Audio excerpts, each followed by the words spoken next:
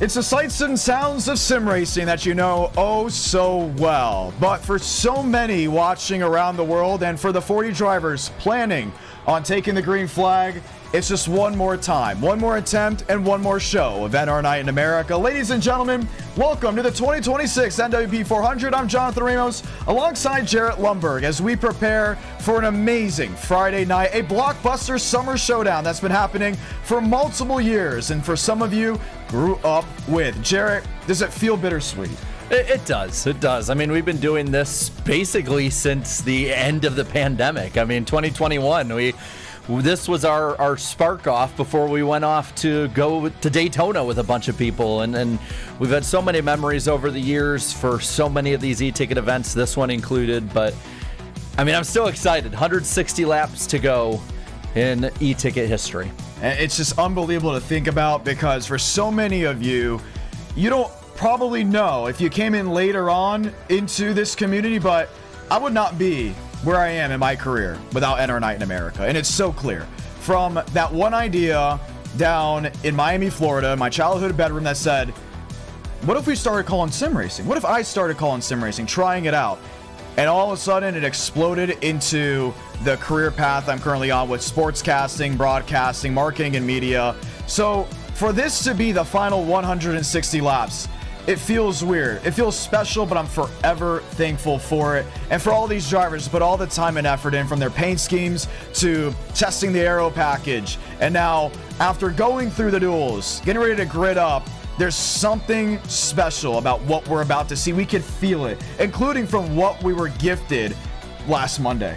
Yeah, I mean, a great show, so many different storylines and people that made these awesome kind of Cinderella moves, other favorites that aren't going to be racing tonight.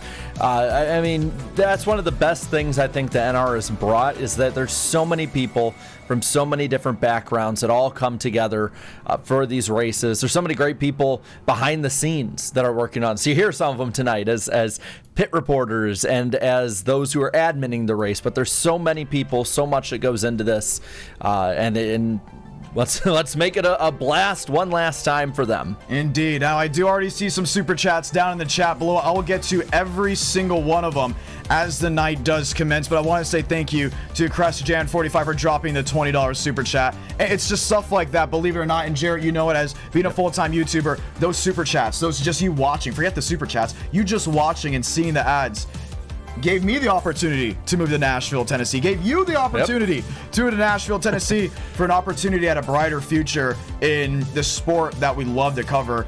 It's unbelievable the fact that we've gotten to this point, and it's all, seriously, thanks to you. So tonight is a celebration, and NR Night in America is a reminder that you too can do whatever you think, even if some may think it is delusional. Because how many times are we told in our life, you are crazy, you're out of your mind? And you know what? That's what makes things great. But tonight, Jared, 110% horsepower.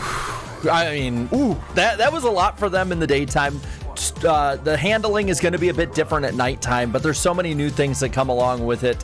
We saw so many amazing runs, incredible speeds that, John, I would assume would be faster in the nighttime with a little bit cooler conditions, or at least maybe at least faster at the start of the run. Tire wear is still going to be a thing. A lot of these drivers are going to have to make quick moves. Can't make a mistake. We saw that in Duel 1, Duel 2, LCQ, that delayed moves or just not really going for it when you needed to cost a lot of people spots in this race.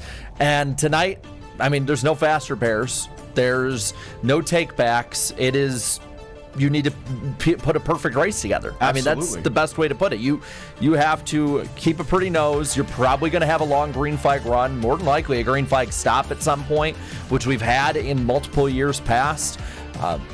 And the thing is the ending is so unpredictable too. We've seen it before in Daytona next gen races we've done for e-tickets, where we've went 50, 60 laps as our final run. It's insane, and it's really remarkable because in this era of sim racing, you're used to overtime. Well, there was a point, Jarrett, we used to despise seeing overtime because we're like, oh my gosh, now we're like every other series that does a 500-mile race. We used to tell drivers, we rather you go 60 laps green with 10 at the end because of fuel strategy than a overtime finish. We have overtime in place just in case. It's a just in case measure because we know these drivers are good enough to go the distance. Now the question is, who gets it done? Because we didn't get to talk about Anthony Burrows in the duels. Why? Because he made it through qualifying. We didn't get to really speak much about Mosteller and Movic, and we know Mosteller, it's the drive for 5. It's not just still alive, it is awoken because he's already second on the speed charts in final practice. And Braden Movic, you know, if he wins it, we could have this argument for the rest of time. Who is the greatest driver in NR Night in America? Because they pose such great arguments back and forth. Yeah, and both of them have went head-to-head so many times. But the interesting part is that we've seen in years past, some of their best success in the draft is working together. Yes. They work together really well. They have for a long time. And you're always going to see them go towards the front. But you have a stacked field. We talked a little bit, you mentioned Burrows there. We have, so many others. Kevin Champagne is racing tonight. He's always going to be up front. Malik Ray, he seems to be the man to beat every time we go to Daytona and Talladega. So it's a stacked field. It's going to take a lot to win this race. And the thing is we talked about long green runs. Yeah. Last year, I think it was double overtime. And you got to remember, too, is that, as we're heading to the line, too, there is a delay if the caution. So if there's a big wreck and they're almost at the line, that's it. They're going that next lap around racing. You don't know when it could end. So you got to make that move when you get it. You can't just bank on the last lap because the opportunity might be gone for good. Yep. And it's a great thing to note that tonight, it's not just the final race. This channel is still going to be alive. I'm still sports broadcasting in person. I've been live on Amazon Prime multiple times this year. Flow Racing, Track TV, Racing America, you name it. We're going to keep this channel going. It's still going to have videos and even vlogs of what I do, and you still get to watch the in-person broadcast on those streaming service with myself up in the booth or maybe even on pit road. I'm also very thankful to NASCAR Productions with the ARCA East, IndyCar with the IndyCar radio stuff, and obviously all the stuff you see from the Super and Pro late model side. But I think tonight's going to be an opportunity that every time we have a caution, Jarrett, we get to tell stories. What's some things that you've always wanted to tell those listeners about NR Night in America? Oh, get ready because I'm going to be spewing some stuff that they've never heard before. You give some stories right now if you want to think of them or something like that. I'm trying to think of the ones I can tell on air because there's been a lot that we can't. But I think if we're going to talk stories, there's two ways we can do it. We can do old stories. We can do storylines for tonight. For instance, $1,000 to win. And there are so many ways that it could go. We have some we talk to in the Discord who are like, if I win, we're partying. I don't know where the hell we're going, but we're partying, and we might not remember what happened. Lane Sanders, if he wins, we'll split the winnings and donate to St. Jude. So great cause there, and there's others who are willing to donate parts of their winnings too to other great causes. So whether it's in the past or what's still to come in this race, NR is always rich in stories. Absolutely. And the impact wasn't just made by the drivers, wasn't just made by Jared and I. Once again, it was because of you. So I want you to play along because for the final time, Jared, I just got goosebumps. Who's going to win? And we're going to start with our underdog. Oh, okay. Underdog.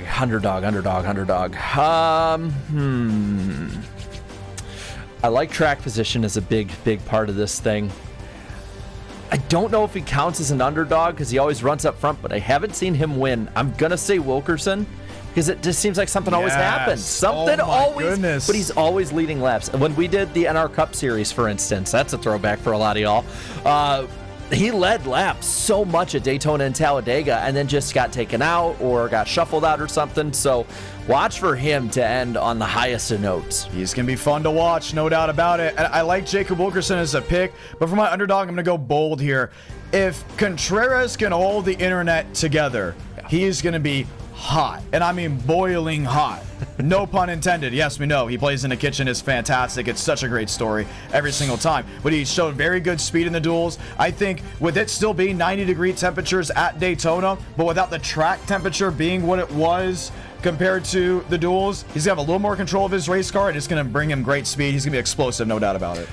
We always see him running the main pack, and there's been recent e-tickets where he's in the main pack when it's whittled down to like 20, 18, 14, 12, and the internet has taken him out. He's had to park it because he's just too much of a danger, but we know he can get up there. So I like that as a pick as well. I really think that if it holds up, he could be holding the trophy.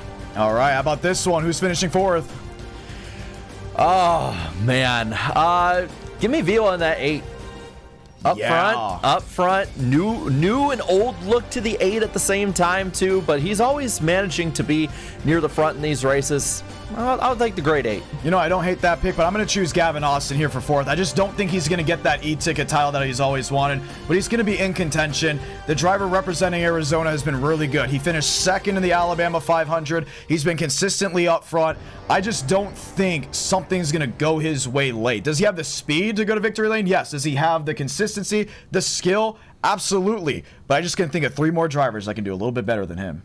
So we'll head to 3rd. I'm going to go, I mean, you can never do one of these without Demos in there. You can't. He's always going to be a contender. It's a chalk answer. I know it's not like the most flashy, like, oh, I'm picking this person, big brain move. But he's always up front. And until proven otherwise, why not? Why not? And then I'm going to go ahead and back that up, and I'm going to say Malik Ray, because Malik Ray won the NWP 400 Fog Bowl. He won the Florida 500 began this year. He is controversial. He is really good. He is resilient. And you know what? He has that kind of moxie that either you really love or you really don't. At the end of the day, it gets in the victory lane. It gets in the payouts. And you know what? He's been very supportive, definitely towards the last couple years of Veteran Night in America for the e-tickets. He knows this field better than anyone. He always has a smile on his face. He's gonna go ahead and finish 3rd here tonight. Might be a really fun stream tonight. For me, the guy in 2nd, I really like aggression. It's the name of the game.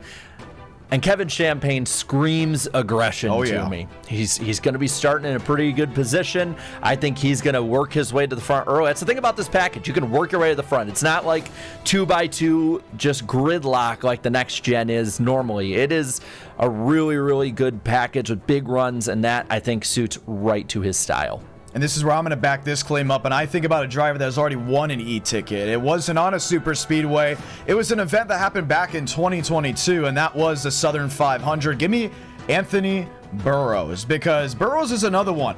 When you go ahead and predict who's going to victory lane at Daytona, you need to start seeing who's in position. I think Burrows just gets it done every single time. Keep an eye on him. Runner up for me. Well, and he's somebody, too, that rises to big occasions. I mean, we've seen him rise to the occasion, compete in these big races. I mean, again, we talked about the NR Cup Series earlier. He won the last 4 races in that series. He liked all 4 of them. So that's a good pick, but win picks. Last time. What do you got, Jarrett? You laid together way too good of an argument for me not to pick Malik Ray. Malik Ray, I mean, he's been Mr. Daytona over the last probably 2 years when it comes to NR, and why would that change? He looked really, really good in any testing he's done, in recent races, duels, all of that, so I think he's the man to beat. And you know what? This is where I'm going to back this up. You know, Jarrett, sometimes things don't ever go our way.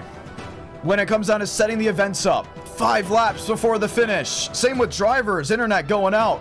But I think about a driver that won an e-ticket back in 2021. Let's see who can get this quickly. I also think about a driver that was banned from NR Night in America multiple times. He was the biggest you-know-what ever. I agree with you. He was him.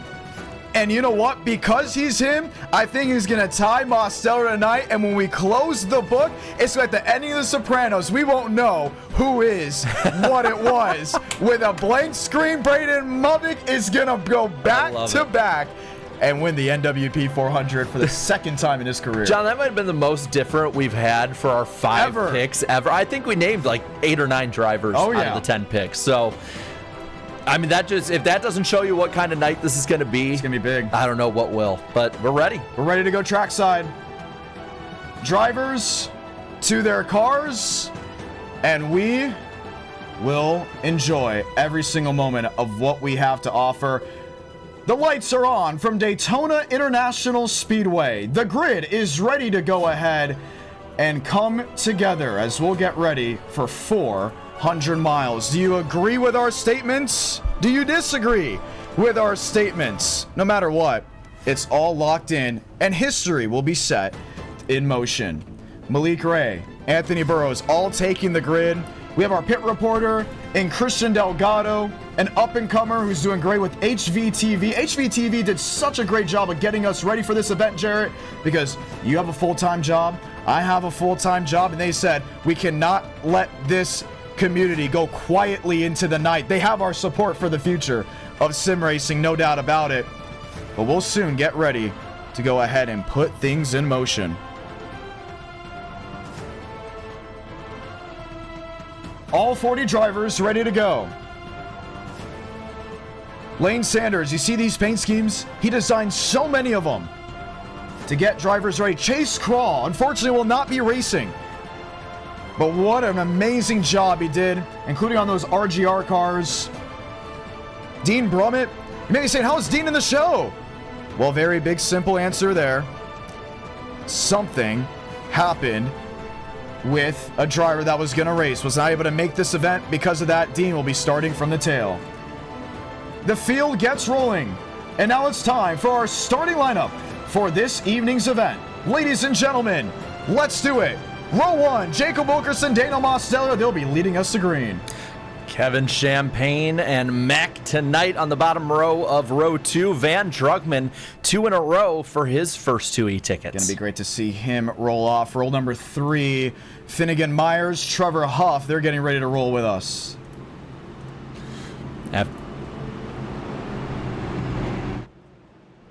And in row 4, Contreras, Malik Ray, both making up this row. Again, like we said in our predictions, very, very interesting row for the finish of this race. Fantastic as well. Heading to the next row, Anthony Burrows and Abraham Vila. Great to see Vila back. He'll be piloting the number 8 for the final time. Row 6, we have Cody Nagels and Drew Jua. He's always a threat at Daytona. Oh my goodness, you know he's going to be one. Braden Movick, Justin Champagne, row number 7. Row number 8, we got Jacob Malone and Jackson Byes. Row number 9, Terrell Baker and Gavin Austin will be joining in, checking in for an opportunity to go to victory lane. TCB, the only driver to be in every NWP 400 ever. There's Brummett and Kenny Reel for row 10. Heading into row number 11, Matthew G. Baker alongside Davis Lewis. Then you got Barbagallo and Davzenko in row 12. Row 13, Jason Hall and Michael Gregory will be joining us. Followed by Dale Greenwood and Jeff Perchatsky. Great to see Perchatsky back with us. No doubt about it, he's going to be fun to watch. Row 15, Riker Byram and Marcus Vanderlee. Row 16, William Schmidt, Everett Couts. He's in. Schmidt made the show. He was one of the drivers getting the final seconds. And this is breaking news for us. Lane Sanders, Joey Stone in the following row. Row 18, Josh Kenyon and Christian Zarat. I love that R. Derek Shaver and Cooper Glick making up row 19. Round out the field with Matt Deason and Cody Workman. So the field has been set. We're going to go ahead and do a couple laps, making sure that our system is ready to go. Same with them that are getting ready to go racing. And we'll be ready to see what we can go ahead and do under the lights here from the World Center of Racing. While we have the opportunity, let's check in with our pit reporter in Christian Delgado. Once again, Delgado, a part of HVT. Delgado, what news do you have for us? Yeah, John, glad to be here for the NWP 400. Obviously, a little bit of the grid, a little bit messed up here, but we're just letting them go. But obviously, track position is going to be really big here, John, tonight. New setup in a way, nighttime conditions. I think the car is going to be a little bit, easier to drive here. It's going to be a little bit easier to push harder here these first couple laps. Thank you, Christian. Once again, you guys can go ahead and watch him on HVTV, the voice and head of that community. We'll get the one to go here soon as these drivers line up 2 by 2. Christian, just a note, 1 to go next time by. If you can go ahead and relay that information. 1 to go next time by. Final thoughts, Jarrett, before we go green. One of the things I love about this event, whether it's day into night, whether it's full on at night, even a full day race, is how bright and how much these schemes pop. I love that 8 car on the front row. It's such a mix of the old Kevin Harvick Budweiser schemes, Dale Jr., and its own thing all on top of that. And that's something that all these guys really, really excel at in these events. So we'll get the 1 to go this time by. It'll be a Toyota and Chevrolet on the front row. And I just want to go ahead and speak to you all one more time. Thank you. Thank you for everything you have done for us. Thank you for every time you could have done something different and you chose to be a part of NR Night in America, because we get 400 miles of action, and it's all thanks to you. So let's say this together for the final time. Godspeed, drivers. You are go for Throttle Up. And I want to say, too, to thank everyone in the NR community for welcoming me and Danny and Eric into this for such a long-standing event. I believe it's the longest tenured event we had in NR Night in America and e-ticket events. Easily. And it meant the world to us to be able to represent NR Night in America every year and to have you guys represent us as well. So let's end out on a high note. And a high note we will. Pace car will get ready to make that hard left onto pit road, as these drivers that have lined up 2 by 2 take their final breath with their final thoughts before heading into action. We've raced day and night for this event. We've been solely under the lights as well. We've been at Talladega with this event before finding its forever home at the World Center of Racing. How's it gonna go? Only time will tell.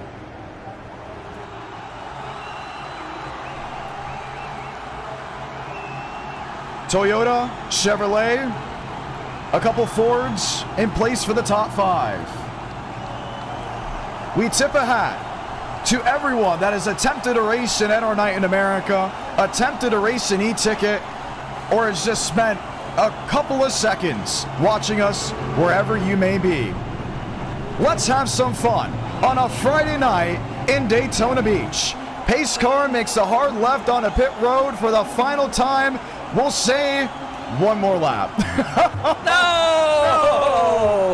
Oh, we were so close. It actually gives us time to go in and reset the overlays. What a fake out. Oh, man. They've done that at Daytona before. You know what? It wouldn't be this event without having something like this. So, I don't know. I have the chat spam green as well when we go green. Let's see everybody go green. Yes. I love how it's like, uh-oh. Oh. It sounds like the throttle at a Martinsville race. Oh, man. We'll just add that anticipation more. I can't believe it. I was ready to go. Same. Well, now this is the moment you've been waiting for. So let's roll.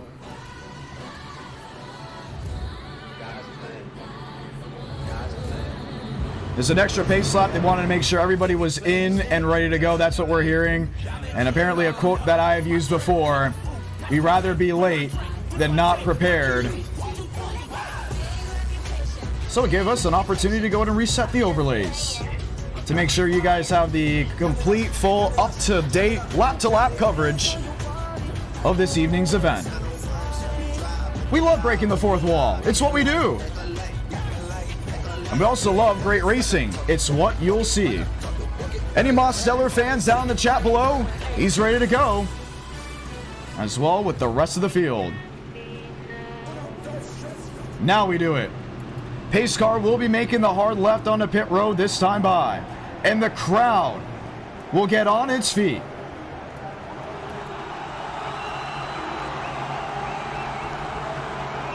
We thank you, we love you, and we're grateful that you were a part of something as amazing as NR Night in America. Cheers to a heck of a community. Let's light the fuse in the 2026 NWP 400.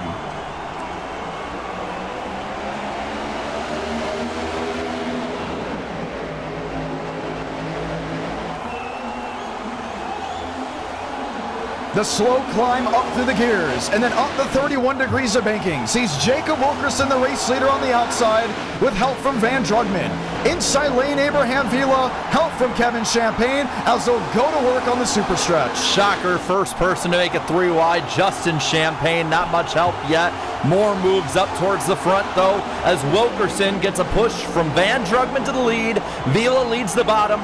There goes the 43 down low. No surprise here. It's Malik Ray 3 wide with Drew Jua. They're 3 wide already. 2 rows deep. Behind them, it's Justin Champagne, Terrell Baker, all chasing Jacob Wilkerson's Cheerios Toyota Camry to the line to lead lap 1. 3 by 3 by 3 in less than a lap. That's how quickly it changes at Daytona. Wilkerson just trying to go line to line, blocking the air. Meanwhile, up top, Ray Jua, Champagne, TCB, the first ones up there. Also buys, all of which I'm not shocked at all. I'm not surprised that the magic of this aero package is going to work. Here we go, 3 wide middle. Up the gut goes Ray. Help from Drew Jua. Gets also aid from Van Drugman, and the driver that won this event 2 years ago and this year's Florida 500 is contesting for the race lead. 3 wide through the top 20 as they go to finish lap number 2. Bottom line, trying to gain back those numbers at the line. Wilkerson by a nose. Meanwhile, on the bottom, they get the push. Malik Ray trying to lead that middle lane. Everyone out back just playing it safe. It's a talk of two tails, 3 by 3 by 3, 6 or 7 rows deep. Single file from outside the top 23. What is the strategy here? Go and get your TV time, get your flowers, or join the boys in the bomb shelter knowing things go wrong when it matters the most or when you least expect it. That's where you see the veterans like Muvik wanting nothing to do with what's going on up front. Third in line and both lines up front. The Champagne brothers side by side. You know that they want to beat each other and get the win. The bragging rights over. Meanwhile, Malik Ray takes the lead at Daytona. And he wants to not look back. The only problem is the fact that too many hot contenders are waiting in the wake. Jarrett, we talked about just how great this aero package is, and not just you, but so many others said, imagine we saved the best for last. And oh boy, it was proven last Monday. We did. We talked about within 9 or 10 laps that the tires start really deteriorating. They're expecting it to be maybe only just 2 more laps worth of health with the nighttime conditions, and you're starting to see some of these guys already blip that throttle. Oh, and a blip from the 0-1 up towards the front. And Malik Ray, no, he didn't drop out, but he's blinking bad. He's the favorite for tonight in a lot of ways, but Kevin Champagne through the trioval grass, back up the racetrack into the pack. Did he hit anyone? Everyone bails out of the way. Matthew G. Baker makes contact, and it will bring the caution out for the first time this evening, mainly because he went through the ball field and back across traffic.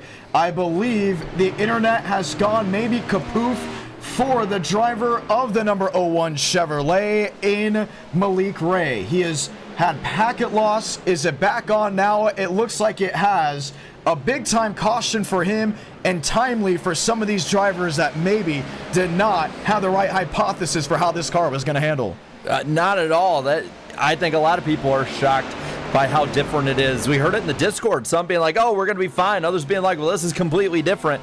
And now we're seeing 2 favorites already with very, very rough starts to this event. Long way to go, but pretty rough start. Let's go ahead and see what happened. There was damage on the nose, and Kenny Reel went from the outside lane back across the track.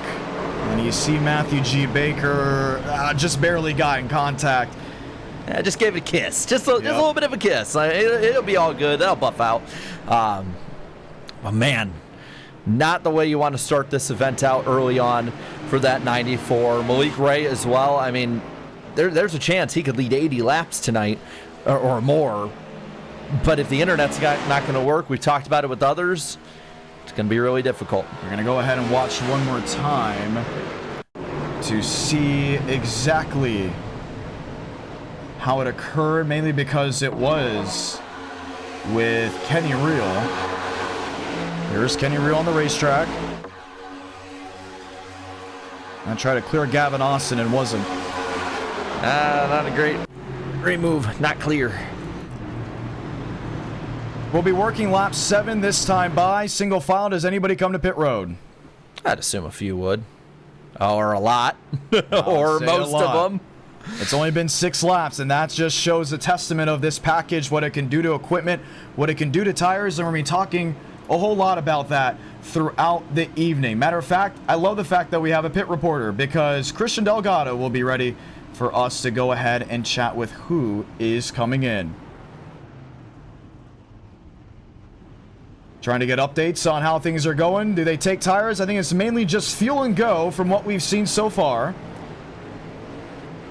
And nobody else has been able to really adjust from there. So they jump in and out of the pits. Delgado, what do you got for us? Yeah, it looks like we got some drivers coming down pit road. Obviously, an early caution here from Daytona. A little bit of pushing and shoving from Kenny. A lot of drivers not happy with the aggressive driving this early. We'll see Kenny get that L1 penalty, but lots of drivers, especially that 94 Kevin Champagne, going to come down, try to get as much of that damage fixed. Looks like not a lot of damage comparatively. Actually, quite a bit of damage on that right front side tire. Bad start for that number 94 machine, but obviously early in the race. Cooper Glick also in the pits, has not been able to exit yet. Same with Jeff Perchatsky. We saw Matthew G. Baker make contact as well. Josh Kenyon, Joey Stone, Kevin Champagne, they're more of the last to go ahead and leave, as we'll be working lap 8 this time by. It'll also be the one to go. I believe Malik Ray will be getting an L1 penalty, mainly due to internet issues. If he can go ahead and fix it, it will be really just focused on moving forward from here. But how about Finnegan Myers? Yeah, really good early on. I mean, had a e-ticket win before at Indianapolis. Wants to join an elite club of having multiple e-ticket wins before it's all said and done. As we round out a turn 4, though, much like many of you in the chat, we all have had a very rough year when it comes to the real world of NASCAR, including the passing of NASCAR legend and champion Kyle Busch. In his honor, we will go silent on lap 8.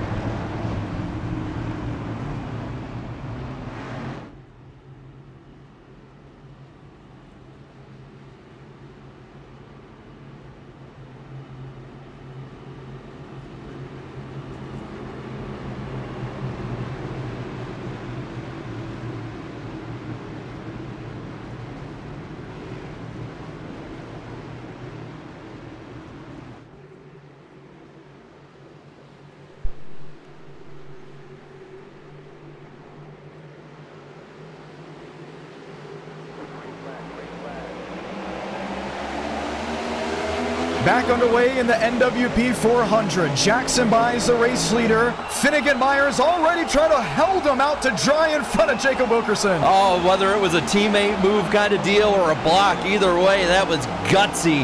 Entering turns 1 and 2. Up top, got the 45-96, trying to make that third lane work, while Baez goes back and forth in front of Baker. He's doing it to a veteran. Terrell Baker, a 2-time e-ticket champion, the World 600, the Coca-Cola 600. What he has done as a pioneer for this great run has been phenomenal, and we'll never forget it. But can he end on top like many are looking to do tonight? It's been such a long time without that top-tier success. He wants to lead and lead fast up to the top after being double blocked. Side draft doesn't have it at the line, but Baker is moving forward like it's 2021. And the crowd erupts. This is what you love to see. Past, present, and future, all gunning for the race lead at Daytona International Speedway. To the super stretch they roll, all chasing the Hot Wheels Chevrolet. Oh, there goes Justin Champagne down on the bottom. Will he be back up? It is a rule. You can pass or go below the yellow line. It is not on the rest of the field to let you up, though. He gets a spot while Finnegan Myers goes for the lead. And here's the driver that won the 2025 Hoosier 400. He'll get a jab in the shorts. It will be Huff. Can Trevor Huff show his might here tonight? He will, by racing to the line and leading this lap. Oh, it was that close. Keep that in the memory bank for the last lap of the race. 3 wide towards the front, and you're seeing them race harder and harder. That 69 car is flying. You got one shot at it, but you don't want to make a mistake. Myers making contact with Hall. That was through turns 1 and 2, and everyone else start giving an arm's length distance at least between them and other competitors. But up front, it's still dicey. That 4 was fidgety, and it broke up a lot of that front pack. Huff, Wilkerson lead the way. They can go to whatever lane they want. We see all through the night, the high line will get a run, then the bottom line, then he'll shoot it up the middle. It's going to be that way all night. It's where you time it and when you time it as we get to lap 12. They're fast. How fast? Upwards of 205 miles an hour with the increased horsepower, the increased lack ability to use that right rear when you want it the most, has them slipping and sliding on a Friday night, and Contreras wants to lead this event. What was it, Talladega 2010? 80-something lead changes. We could be in store for something like that tonight. They're trying their hardest towards the front. Huff with the block down to the middle in front of Finnegan Myers. He's side by side with Wilkerson. There's Contreras that we talked about trying to make that third line, but they're still really racy up towards the front. And they'll mostly go 2 by 2 with the single file train on the bottom of the racetrack. You're watching the NWP 400 live on the IDK Player YouTube channel. To all who are just tuning in and checking in, we say hello and welcome as really east of I-95 in Daytona Beach, Florida, we sit in rush hour traffic. Riker Byram, West Texas great, is in line towards the end of this herd. And how quickly do things change from the lead to 21st? TCB. But again, it can change that fast moving forward as well. Oh, Malone nearly gets into Wilkerson. They keep it together, keep going. You're seeing these guys are wanting to make those moves because they know you can't get hung out or you're going to the back. And that causes some really, really dicey racing. Oh, we almost did the Daytona point and the Daytona O, like everyone does in the grandstands, whether it is for Coke Zero or the 500. And as quickly as things materialize and shuffle, some want to be as aggressive as possible. Niggles to the outside. He's got a Ford in line. He's got Michael Gregory in tow as well. But Huff does not want to lose that race lead. I don't understand these double blocks so early. We're on lap 14. I get not wanting to be shuffled out. I get, maybe wanting to race a little bit. But some of these guys are throwing double, triple, quadruple blocks on these guys. And at some point, they're going to get turned. Let's go ahead and look a little bit deeper in the field. Malik Ray's 33rd. He got an L1 penalty due to the internet. It looks like they have mostly fixed it. And by fixing it, he probably yelled at everyone to get off the Wi-Fi. Let's be honest, I've done the same. Braden Movick, I don't expect to see his McDonald's McVice Chevrolet up front for quite a long time. He's got Marcus Vanderlee and company back there. But with a group this strong being towards the back, I wonder if it catches the eye of others. Hi, Movick. Yeah, I'm glad that you thought of us. But, I mean, you look at this backpack here, and it's a murderer's row of the best of the best. Great. I love some of these really creative paint schemes tonight. These are so great. But, I mean, look at the guys that are probably the bottom 10 to 12. And it's all the guys that are always competing in these races, always competing in other races. They know what they're doing. Van Jargman, we saw Derek Shaver show a lot of speed as well. Drew Jewis back here. Even Gavin Austin at one point was up front contesting positions and said, no, we're gonna wait it out a little bit. We had a caution pretty early. But Michael Gregory, the 2005 Daytona 500 winner, wants his time in the spotlight. He now leads the NWP 400. This guy's still going 2 and 3 wide, dicing it up towards the front. They know it's the last time. They know there are no more e-tickets, no more NWP 400s, none of this after. So they're getting the best of their money's worth with it. They're putting together a pretty great show, I'll say. And look at that one of Lewis up towards the front. That's why I like the 1 and the 8. Nice mix of old, new, and just completely unique some of the best that we see in NR. Indeed, and he's in line with Jacob Wilkerson, now working lap 17. So we got a long way to go. It's that excitement right when the long road trip starts, when you're going on vacation, but then you start settling in. Minutes start passing, and for drivers, this is where you could lose what? Focus. And how many times have we seen wrecks a handful of laps in when nobody is looking, when people are getting food, maybe going to the bathroom, and then you hear the word trouble? It's because it's very easy to lose some focus when you're still going 200 plus miles an hour. I'll say those smart moves up towards the front when it comes to where these guys are really spacing it out. I'd say there's still a good amount of space they're keeping between each other. We saw at the end of the duels, and especially the LCQ, they'll be slam drafting each other. That's where trouble happens. They're pretty smart as I say that. We nearly see a wreck happen there, but still, generally keeping it pretty separate and smart. Now, how about this for a storyline? Who's there? Dean Brummett, the driver of the Jack Daniels. Now, thank you, John Chevrolet. He was outside looking into the LCQ. Well, what happened? Sean Rowe was not able to make this event, so Brummett got in. Why did he get in over Schmidt? Well, because Schmidt originally, then after, was not going to make the event. He made other plans and then said, wait a minute, hold on, now I can make it. Someone else drops, and William Schmidt is ready to go from what we heard off the drop of the dime. Now you see 39 drivers on the racing surface on the left side of your screen. What is missing, you might go ahead and ask? Well, that is Cody Workman. Had virtual issues with his race car and was not able to take the green flag. Since then, we have been green, with one caution in between the 19 laps racing. Jackson Byes and Matthew G. Baker doing it out for the race lead. Byes doing a pretty good job up towards the front, right ahead of Baker. Gregory Reel now moving his way back forward after early contact with Kevin Champagne, who, and looking through the pack, is 25th. Just taking it easy. Meanwhile, that 11 trying to move forward with a push from the 54. Oh, you just see them wash up towards the top of the racetrack. Lap 20. Oh, it's like a game of blackjack, should I say. Look at my words being all skewed there. It's like hit me, and then at some point you're going to have to stand before you bust. And right there we almost saw it from Michael Gregory, because him and Baker, there was a heck of a miscue. Gregory turns Baker right in the middle of the field as the pack scatters off turn 2. Contreras involved, Wilkerson, Krauts, all of them involved in this and more up towards the front. I think that's Baker, and then I believe that is Vila up there in the 8. We'll see the damage, but second caution 20 laps into the race. Oh. Off turn number 2, I don't see any significant damage to multiple drivers. Matthew G. Baker, definitely nose damage. Kenny Reel is on pit road, a lap down with mechanical issues. We saw Elodam Contreras really with nowhere to go. I'm surprised we didn't have more in this wreck, honestly. And with a handful of laps in, caution for the second time tonight.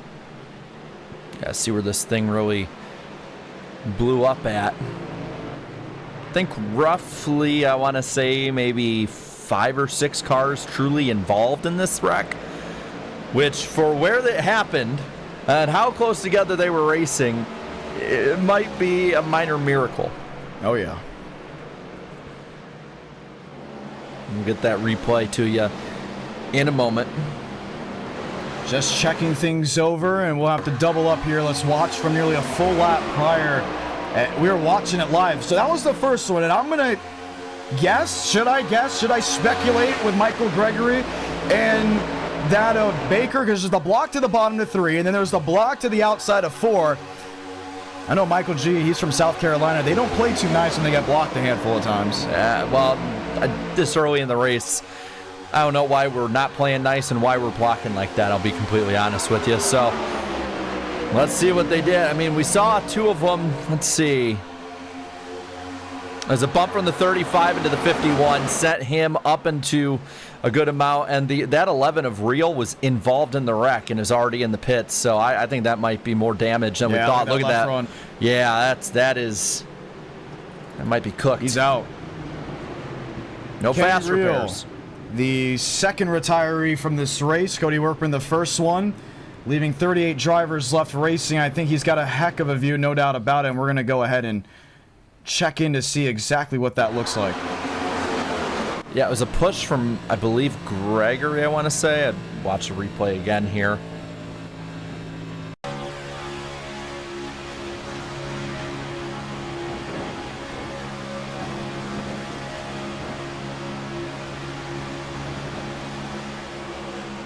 Just a bad bump and Yeah, nowhere to I go. got the left front.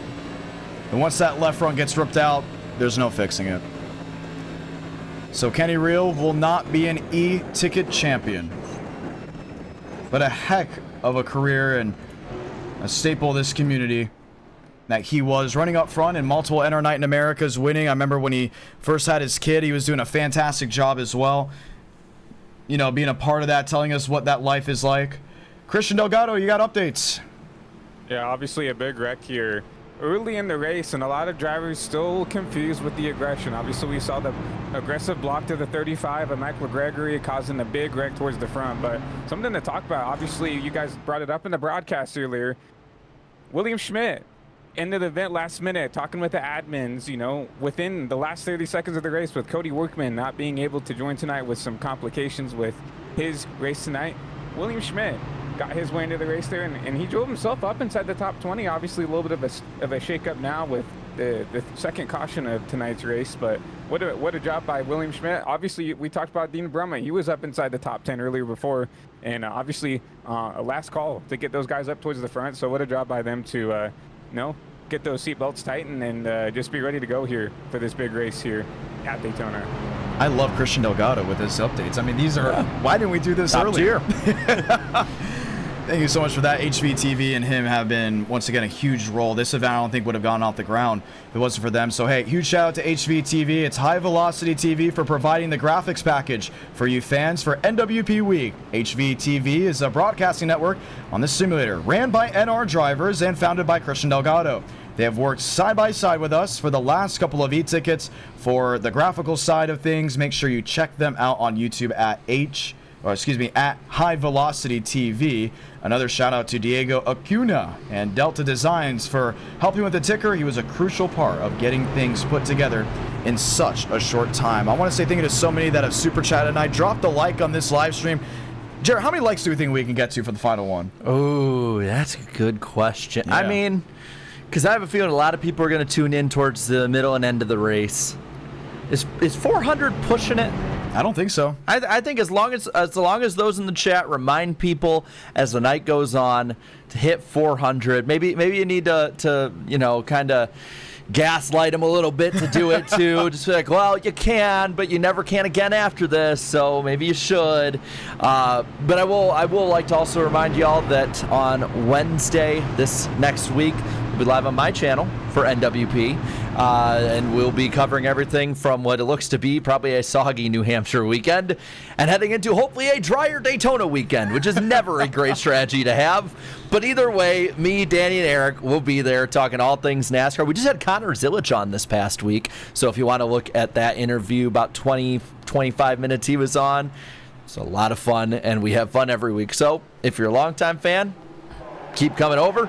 And if you're new, we'd love to have you. Absolutely. Pace car makes a hard left on the pit road and will be working lap 24 after the completion of lap 23. Back underway in the NWP 400. Trevor Huff is the first to fire on the inside lane. Davis Lewis has a world of room in between him and Cody Nagels. And a good push right off the bat. That 54-27 working really well. Top line just does not get the restart. We saw this in the duels where a lot of these lines would kind of fall back a little bit right at first and then have to give a charge back. And again, shocker, Justin Champagne trying to lead a third line, and you know there's going to be people jumping up with them. Lane Sanders, the first to do so. Yeah, he will, but the rest of the field goes back 2 by 2. The miscue from Sanders, he nearly brushed the outside wall. The driver from Alabama, make that Huntsville, Alabama, trying to see if he can get one last shot at an e-ticket title. He has been a part of great community events. Remember, he ran that SpongeBob truck in the Myrtle Beach event that we had, which was really, really cool to see. And once again, Sanders Racing Designs designing so many great cars for this event. If he can finish on top, he is going to show emotion like we've never seen it before. We couldn't have had these events done the way they were at the top level they were without his help, so we want to thank him. Up front, though, there is no thanks for anybody. Down below the yellow line, Barbagallo looking for it. He has to bail out. Oh, I thought he was going to do it. I got excited up here. I became a fan. I went, do it. Remember, though, you can pass below the yellow line, but it is not the responsibility of those to let you back up. If you choose to go there, you go there at your own peril. That way you're not making dumb moves. You better think it through before you do so. Up front, they're thinking about leading. That is Lewis and Kenyon side by side. Baker, I mean, this is the most I think we've seen Baker run up front, because it seems like every e-ticket event for the last 3 years, he's been wrecked out in the first 20 laps. Absolutely. He's hungry. He wants to win this race. He's tired of being called wash. In the Discord, they say he's a wash, a has-been. In some cases, for the new people, they say never has been. Okay, we know that quote. Oh, yeah. We know that quote too well. And sometimes you got to remind people, like, long ago, Baker was the greatest driver in Enter Night in America. When Nork was a thing, he was good, he was strong. Don't underestimate. Oh, he almost power. lost it. There's just one problem. When Justin Champagne arrived on the scene, it was him and Baker going back and forth with wins. So at the right time, they get into each other, now working lap 26. Oh, man, heart skipped a beat there for a moment. He's going to look for the lead as Lewis looks low. You're seeing how fidgety these cars are. Yeah, the handling might be a bit better at night, but these are still some of the toughest cars we've ever had them drive in one of these events, and you're seeing it up towards the front. If you're going to be up front, doesn't matter if it's early, middle of the race, or the end, you got to be really, really good. Let's watch on the nose of Gavin Austin, mainly because we get to get an idea of how these drivers give room a little bit. You got Sanders on the outside, and look at this. With the other package we had at the beginning of the year for the Florida 500, they were so locked together, there was no room in between. Sanders gets in front of Austin. Austin's naturally going to back up. I think also because he doesn't trust Lane Sanders, personally. I love Lane, but some of these drivers, they get a little cognizant over people that they can rely on or maybe a little bit skittish of. But this is something to note because it's not done yet. Deeper in the field, there's Dale Greenwood. That's part of that second group. Even Baker, we're used to Baker hounding the back bumper of every single car. Very interesting how they have to change their pacing dynamic from what we had earlier in the year. Yeah, and you know what we're going to find out at the end of this night more than anything else? You know what we're going to find out? We are going to find out who really is willing to work with who. Who has been for all this time and like, I kind of like this guy, and who's going to leave who out to dry. We're going to see it as the night goes on, and it's only going to happen more and more. I have a feeling before the end of this night, with the way that they're able to charge up and down the pack, we're going to see like some Greek tragedy level betrayal from people who usually work well together. Oh, you know what's going to happen. Finnegan Myers, this is such an underdog. Why didn't I talk about him in pre-race? Running on the outside of lane number 3, won the Hoosier 400. Jared, we mentioned stories. I know I said this one before. He was only in the Hoosier 400 because it was late at night and Braden Mother went, yeah, let him race. Said it exactly. I remember like that. that. I remember. Let him get a feel of what NR's like. He won. Yep. And he did it in style. Now Finnegan is back, was great up front in the duels and all his speed weeks and testing. If you think this Red Bull Ford Mustang isn't quick, think again, because he'll take the race lead that time. And they're making moves. A lot of these guys might not last up there very long, but what you're seeing are moves that you can make at the end of this race if you get that run. But up top, they're falling back quick. They've lost the push in a lot of ways. Bottom line, really getting that run. I think the top 4 now, top 5, single file, it ain't going to be that way for long. No, it's not. So Terrell Baker running second behind Justin Champagne. It's never neat to go without a little bit of drama, and of course it came from a Champagne. LCQ pushing and shoving off William Schmidt. Champagne wins, and Mo said he should have been disqualified. Now you can agree or disagree, but here's the thing. Brummett, Schmidt, and Champagne are in this race. Does that mean his aggression is going to stop? Not at all. Whether you're a friend or a foe, if there's a gap, his car will be there, and if you go for a pass, he will try to block it and lock it like he did just for a matter of moments before Baker took back the race lead. Now, interesting thing I noticed, and you'll see it if we have that long backstretch shot again, is that about 8 or so seconds behind the pack, we actually have 3 drivers in their own draft, Barbagallo, Contreras, Baker, whether that was by their own accord or getting shuffled out. You know, that's, again, we're going to see more and more of that spread, whether it's from mistakes, whether it's from strategy, whether it's from green flag stops. So These guys hang in the back, like Braden Movick, like Daniel Mosteller, Malik Ray. These guys are all going to be needing, though, to not make any mistakes if this goes into a long run. We saw it in the duels. We saw one of the duels was a wreck fest. Everything that could possibly happen happened. The next one, clean and green for all 60 laps, all 50, whatever. I mean, so cool. It didn't matter if it were 200 laps. We were probably saying green that whole time. Look at this overlay. So this is Abraham Vila in the pack, and this is him out of the throttle. He's not full in the throttle in over 201. Creation compared to the in-person package is unbelievable. Drops about 6 miles per hour, and this is with him being conservative. Imagine full-on dicing it for positions ahead. Well, what I'd be interested in is you see the RPM sitting at around 8,200. I'd wonder what it would be for some of these guys who are pushing hard towards the front, or if they're taking about 8,400 for TCB up towards the front, while he's got about 200 or more out of the throttle a little bit more still. I'm not sure if he's going to go for the pass here. Oh, yeah, he is. It's Baker. Come on, let's be honest. He's going to go Baker for it on the super stretch. If not, I'll be shocked. But Davis Lewis will most likely go with them. 201, and this is after what's considered a long green flag run with this setup and the package we have brought to Daytona this evening. I'm curious what the speed is like when they just get up through the gears and just touch full stop for the first time, because we were clocking 205, 206, 207 in speed week testing. You wouldn't be surprised to see it again. I wouldn't be surprised to see even higher than that. We're seeing the moves up front. Nagels and Lewis battling for the lead. And I think you're almost seeing like a musical chairs. Guys just trying to put themselves in good positions, learn a little bit. And then you have basically 15th on back, Kevin Champagne on back. They're just single filing it out, choo-choo train. Let's play it safe for a minute. We don't need to go 3 wide. Don't need to make these crazy moves. Might be trying to pick up his brother there. I think he was. I think he's holding up the line almost. Oh my goodness. I don't know if he'll have room to get down there, but that 38 was flying fast. Is he going to let him in? It's so funny because there was a point in NR Night in America. I remember it was Homestead Legacy Trucks. These two are racing for the win, and guess what happens? Off turn 4, the final lap, they get together, they wreck, they hit the inside wall. William Schmidt wins, and what happens? One of the brothers ran downstairs and wanted to beat the you-know-what out of the other. I remember that night. We're a little loose tonight. We like being loose. We want to tell you all the fun stories that maybe you never heard. But it was so funny. I never forgot the first time we saw Justin and Kevin race against each other. It's at Auto Club Speedway back in 2021, the summer of 2021, in the car at Tomorrow. And I literally thought if we can get these two for a very long time, they'll put on heck of shows, and heck of shows we have seen. I mean, it's like watching back in the day the younger Bush brothers when they were, in the 5 and the 2 car at the All-Star race. That's what it's like watching the two of these guys race each other.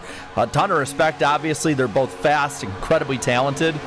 But when push comes to shove, well, we found out they'll wreck their own brother for a win. Yeah. Now, if it does happen tonight, I think it will be quiet at Thanksgiving.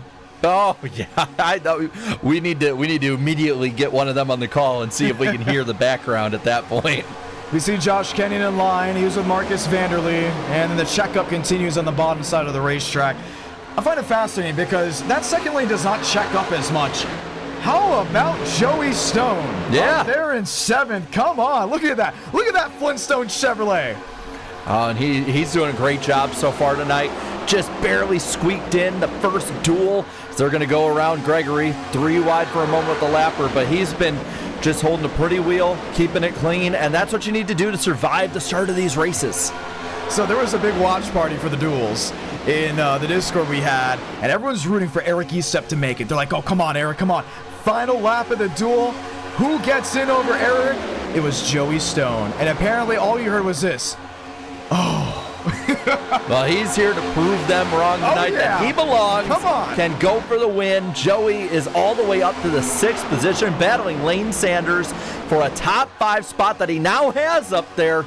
He's proven why he is in this race. He has raced his butt off all of Speed Weeks and is doing a great job so far. You can say what you want about YouTubers, Twitch streamers, TikTok streamers, money racers, but if they come to play and contend for the race lead, you got to tip the hat.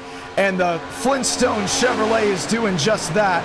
Why is it Flintstones? Last name, Stone. Perfect marketing. Love it. And it's running in third. And you know what? Joey's been in so many of these events too, just like so many of these guys. I mean, we have the history of so many of these events that are down on paper, that are digitally up on iRacing, and he's been in so many through the years. There's so many people we have to thank. It's just every chance we get, we're going to say it about every single one of these drivers. Up front, Hall with the push from Joey to lead. Oh, and now he got the wall. Oh, it looks like they checked up, though.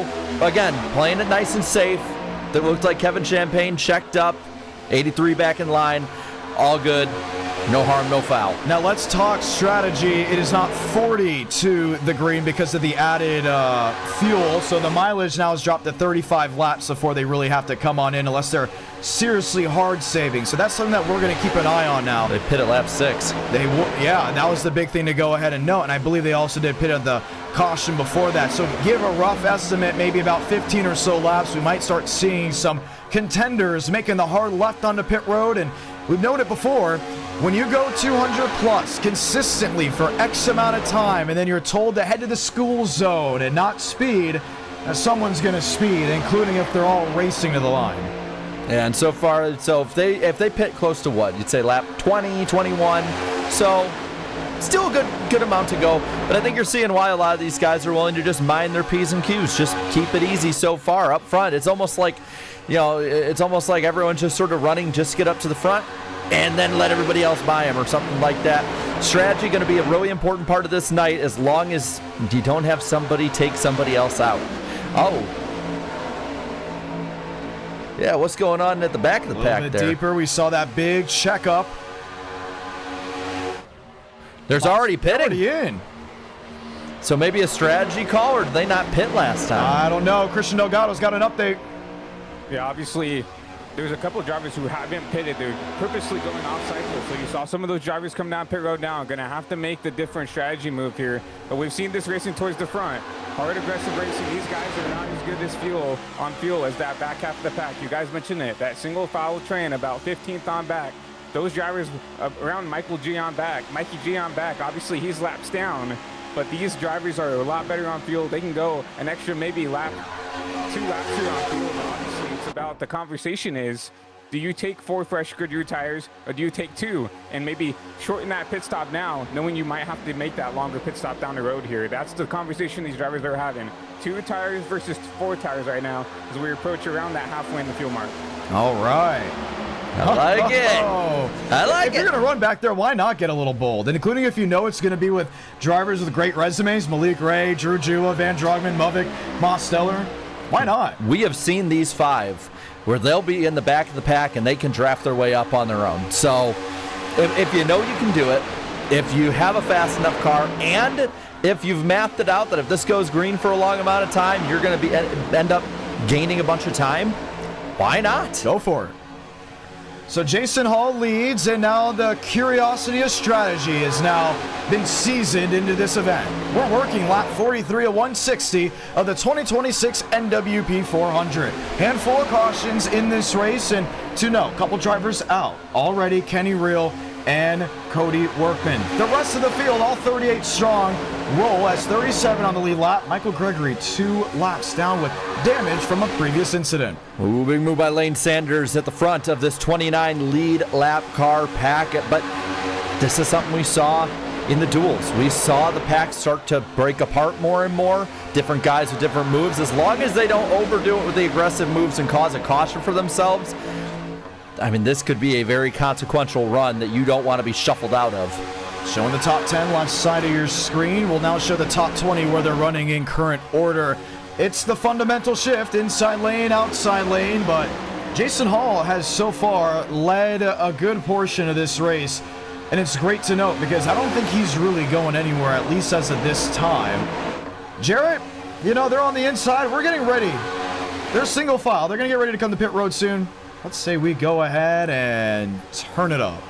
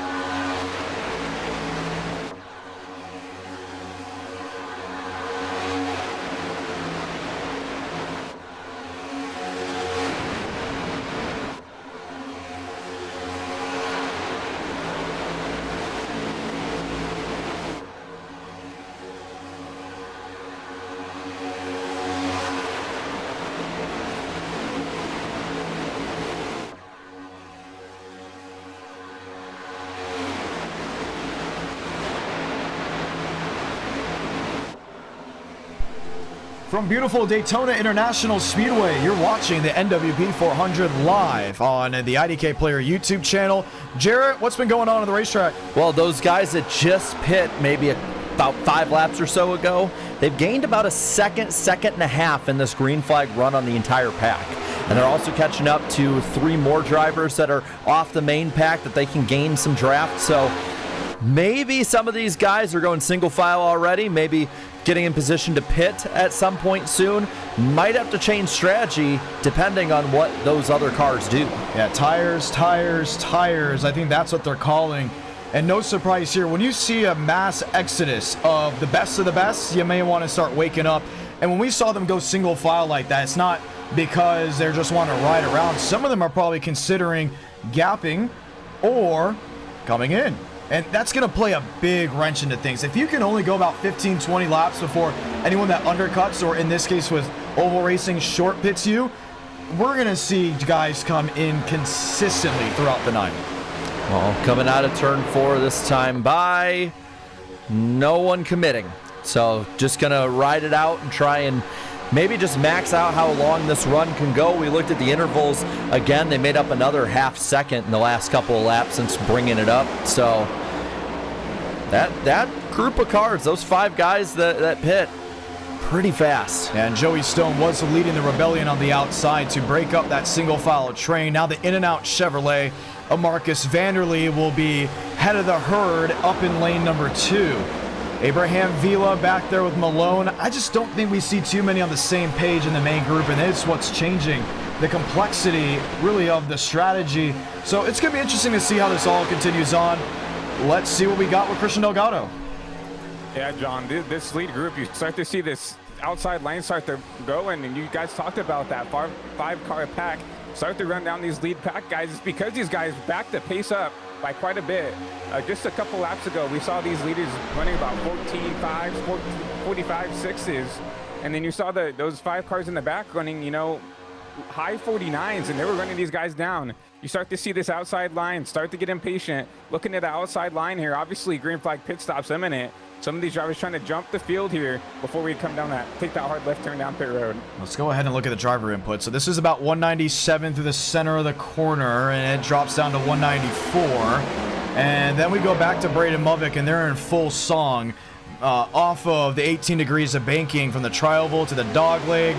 And is there really that big of a difference? They come out of the throttle, he's back on, he's back off. It looks visually like nothing has really changed, but at least speed-wise, maybe that straightaway speed is giving them a little bit more of a kick. They started the run 42 seconds back. They're currently 40.3 seconds back. So slow gains, but they still are gains that are going to add up over time before this main pack does pit. And we've already seen about 4 to 5 tenths of drop-off from the drivers, at least running up front, compared to the fastest lap of the race. So we'll continue to note that as things go on. And it's funny because the super speedway analogy modern day is different than really that mile-and-a-half intermediate analogy. When we say off the pace or backing up, we don't mean fuel strategy or just checking up or conserving. We're talking about tires on a 2.5 mile oval in 2026. We will say, though, we are seeing some of these guys try and pick up the pace a little bit more, whether it's just to maintain position at the front or hold off these guys up top. Either way, you're seeing the pace start to go up just a tad, but again, all these guys up on the high side, they're going to have to make that move down low. Look at this. Dean Brummett, I believe either did he lose the draft or just get in the pit? He's out. Oof. Lost the draft and in no man's land. I feel like at that point, the first moment you lose the draft and the window opens, pit. Yeah. And it's going to be one of those where you can't go, oh, shucks, now I have to wait around. No, you can take action, and we'll see if it happens again. At some point, these guys will have to come to pit road, unless his strategy is to have these guys come to pit road, hope for a mistake on entry, which will bring the caution out, and then hopefully can pit with a group of cars that didn't go before the untimely incident. But that's a big what if. Working lap 52, a 160. You're watching the NWP 400. Let's go in and read off that top 20 running order. Derek Shaver sitting in 20th, Riker Byerman 19th. Lane Sanders, Gavin Austin, and Josh Kenyon, they're about 16th on back. Jacob Malone, William Schmidt, Terrell Baker, Abraham Vila, and Justin Champagne, that's 11th on back. Jackson Buys in the top 10 with Kevin Champagne, Joey Stone, Marcus Vanderlee, Cody Nagels, Everett Couch, Finnegan Myers with Trevor Huff, Davis Lewis, all chasing Jason Hall, who's had a great showing within the first 35% of this event. Yeah, it's been a dream for the old Aaron's Dream Machine up towards the front of this pack for most of the night. Missed some accidents, done basically what he needs to do just to be there. You got to think, John, even if you're not at the very end of your window, any moment now you'll start getting these guys to start diving down into the pits. They're already spaced out a bunch on the bottom line as well. We'll see, do they come down this time? Nobody, no takers? No takers. Bluffed. For a second, I almost said it was him. And you'll start seeing some bluffing, but you also see them do that and kind of note to each other. So what's the difference between in-person racing and sim racing? Communication. They're in Discord calls with each other. Some private, some public. There's also an open chat where you can speak with everybody in the field during an event, so you don't have to put the hand out the window. Oh, spreading out in the middle of the pack here. Like you just saw with Stone, and maybe go ahead and bring that intel, but oh, we're starting to see the body language from the race cars. They're coming in. Yeah, you're going to have to hope that somebody lets you in or the guy underneath you goes in and you can dive with them, because that might be this time. I mean, they're so aggressive that you're thinking at any moment they could go down there. Not only 3 guys, 4 now with Schmidt jumping up top, but 4 drivers stuck on the high side trying to make it work still. It's just a matter of moments so we can go ahead and possibly get any information if they're coming in or not, but now it's just really the speculation.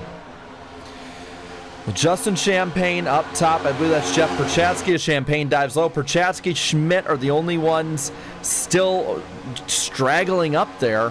Everybody else single file down on the bottom. It's been roughly 35 laps since they pit. They're getting to the end of that window. Jeff Perchatsky, William Schmidt up in that second group. It's funny because Schmidt originally did not want to run this event because he said the aero package and just the racing, it's not as fun, but if you guys can do something with it, it'll blow my mind, but I would love it. And then we changed something and he's like, yes, this is awesome. So great to see him running. But this strategy is very interesting because you're not able to see the characteristics of full-blown gunning for it like we saw earlier today. Interesting to watch. Dean Brummett is falling back to Barbagallo as well as Contreras and Baker, and they're falling back to Malik Ray and company, who's been making up more time on them. So they're going to have more cars in that draft, at least for the time being. Now, some of them will have to pit, but just that little bit of extra draft, that little bit of extra speed, it could make a difference of where everybody shuffles out in all of this, because 39 seconds, I don't think that's they're going to be back up to speed in 39 seconds heading down to pit road. Let's throw it down to Christian Delgado. He's got an update on fuel. Yeah, obviously, John, we talk about the green flag pit stops here, and it is coming up sooner than we thought. 10 laps now. We thought it was going to be around here. We got a couple more laps with the fuel saving.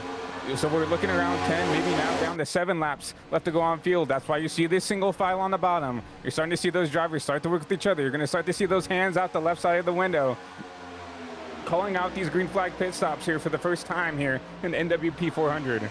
It's going to be very interesting. I mean, there's some events that we don't get green flag pit stops. There's others that we dramatically do. Now, Mubbock and company, for the last time I saw a handful of laps ago, have made up at least 1 second on the competition with the lack of customers in line. They were 42 back when they came out of the pits. They're now 39 back, so they've made up a good amount of time.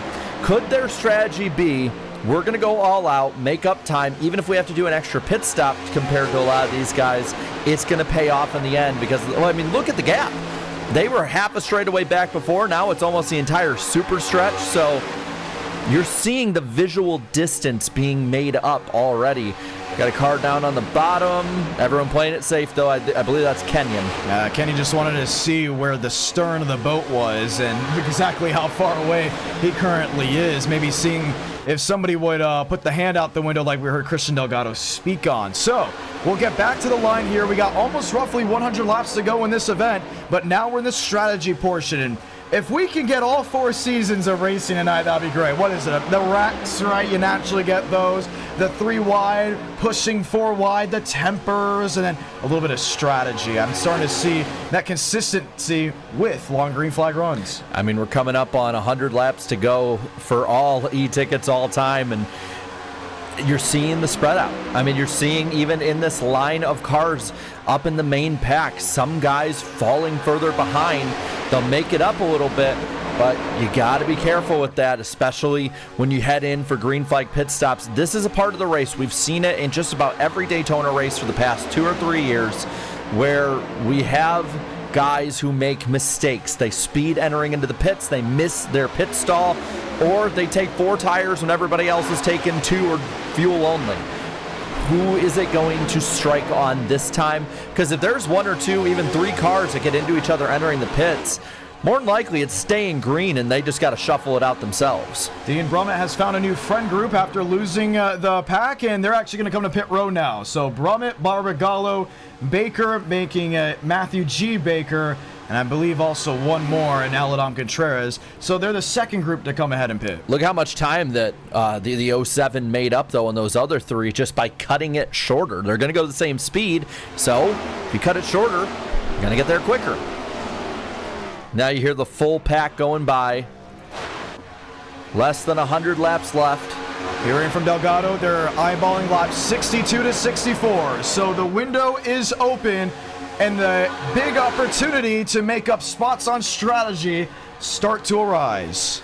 Well, and you see the gap there from 7th to 8th, half a second. That's manageable. You can make it up, but you want to be close. Again, that half second, you add a couple more tenths to it, you're not making that up. Yeah, so next time by is when it's really going to open. That's the sweet spot, unless some decide to cut short. We'll look at the tail end of the line, and I don't think anyone from the Dragon's Nest will come to pit road just yet. So lap 62, and this is when the fans start rising and watching. They've all got the information. If Hall comes in, how does he not get ran over? If Champagne comes in, how does he not run over someone without getting ran over in the process? Lot of daylight and room down on the apron for a big reason. You'll see drivers go all the way to that inside wall. Well, the interesting part, too, with this pack compared to the 5 that we're talking about that are now only 38.5 seconds back, making up more time, is you now flip the tire strength. The pack is going to more than likely have at least 2 fresh tires, where these guys are going to have more worn-out tires. So let's see, they're going to dive down now. Oh, and it's not going to be everybody, though. They're going to stagger it. Oh, 6 machines, be careful. Jackson buys, Hall and company. Nagels is in, Champagne is in. Oh, the 4 into the wall. Into the inside wall, overshot the box. Wow. And then he overshot it going back. Still not in. Dovzhenko and Hall. Hall went on the race lead and will be at the tail end of the caboose when it all comes said and done. Disastrous for the Aaron's Dream Machine. John, they're not going to have the draft. I mean, look at the 69's already out, and the 4 is still getting work done. So up front, Myers going to lead the pack over Champagne and Vila. They're going to exit turn 4. How many of them commit this time? Nobody in this main pack. This will be pack of 64 for sure. It's got to be 64 with no one else coming in. There's Buys. He's coming off of pit road. Same with Huff and Lewis. And whatever super secret group they decided to make will dissipate with Dovzhenko and Hall. Look at this. You got to Still go. on pit road. I think he got damage heading into the wall. I mean, he hit. Down. You can see the tire marks entering the pit stall. He nailed the inside wall. 24 laps led, and he's going to be at least 2 down before you know it, just now leaving. What a disaster. All right, coming out of the corner again. Myers leading over Champagne. They're going to dive down. Gregory alone. He is alone out there. Oh, Sanders, look out. Oh, save it, save it, save it. They're all keeping it together for the most part. They do. A brush to the wall for the Papyrus Chevrolet. Stone is in. 77 overshot. But it wasn't enough to really lose the pack. Riker Byram overshot, had to back it up twice. So did Burrows.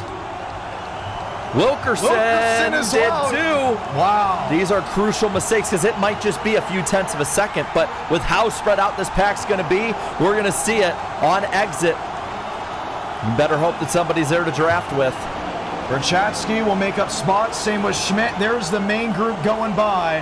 That will be the new front runners. Drew Jua, Van Drugman, Mubik, and Moss Steller. Malik Ray with them as well. Matt Deason is shown as the race leader. Did he take 2 tires or none? I think he took fuel. Oh, man, tires are so important. And he's going to get ran over here in a moment. But now look what this has done to the pack. That main pack is going to be the biggest one of them, but they're roughly 8-9 seconds back. Look at the gap there, John, between Vanderlei and Lewis. That's a 1.5 second gap.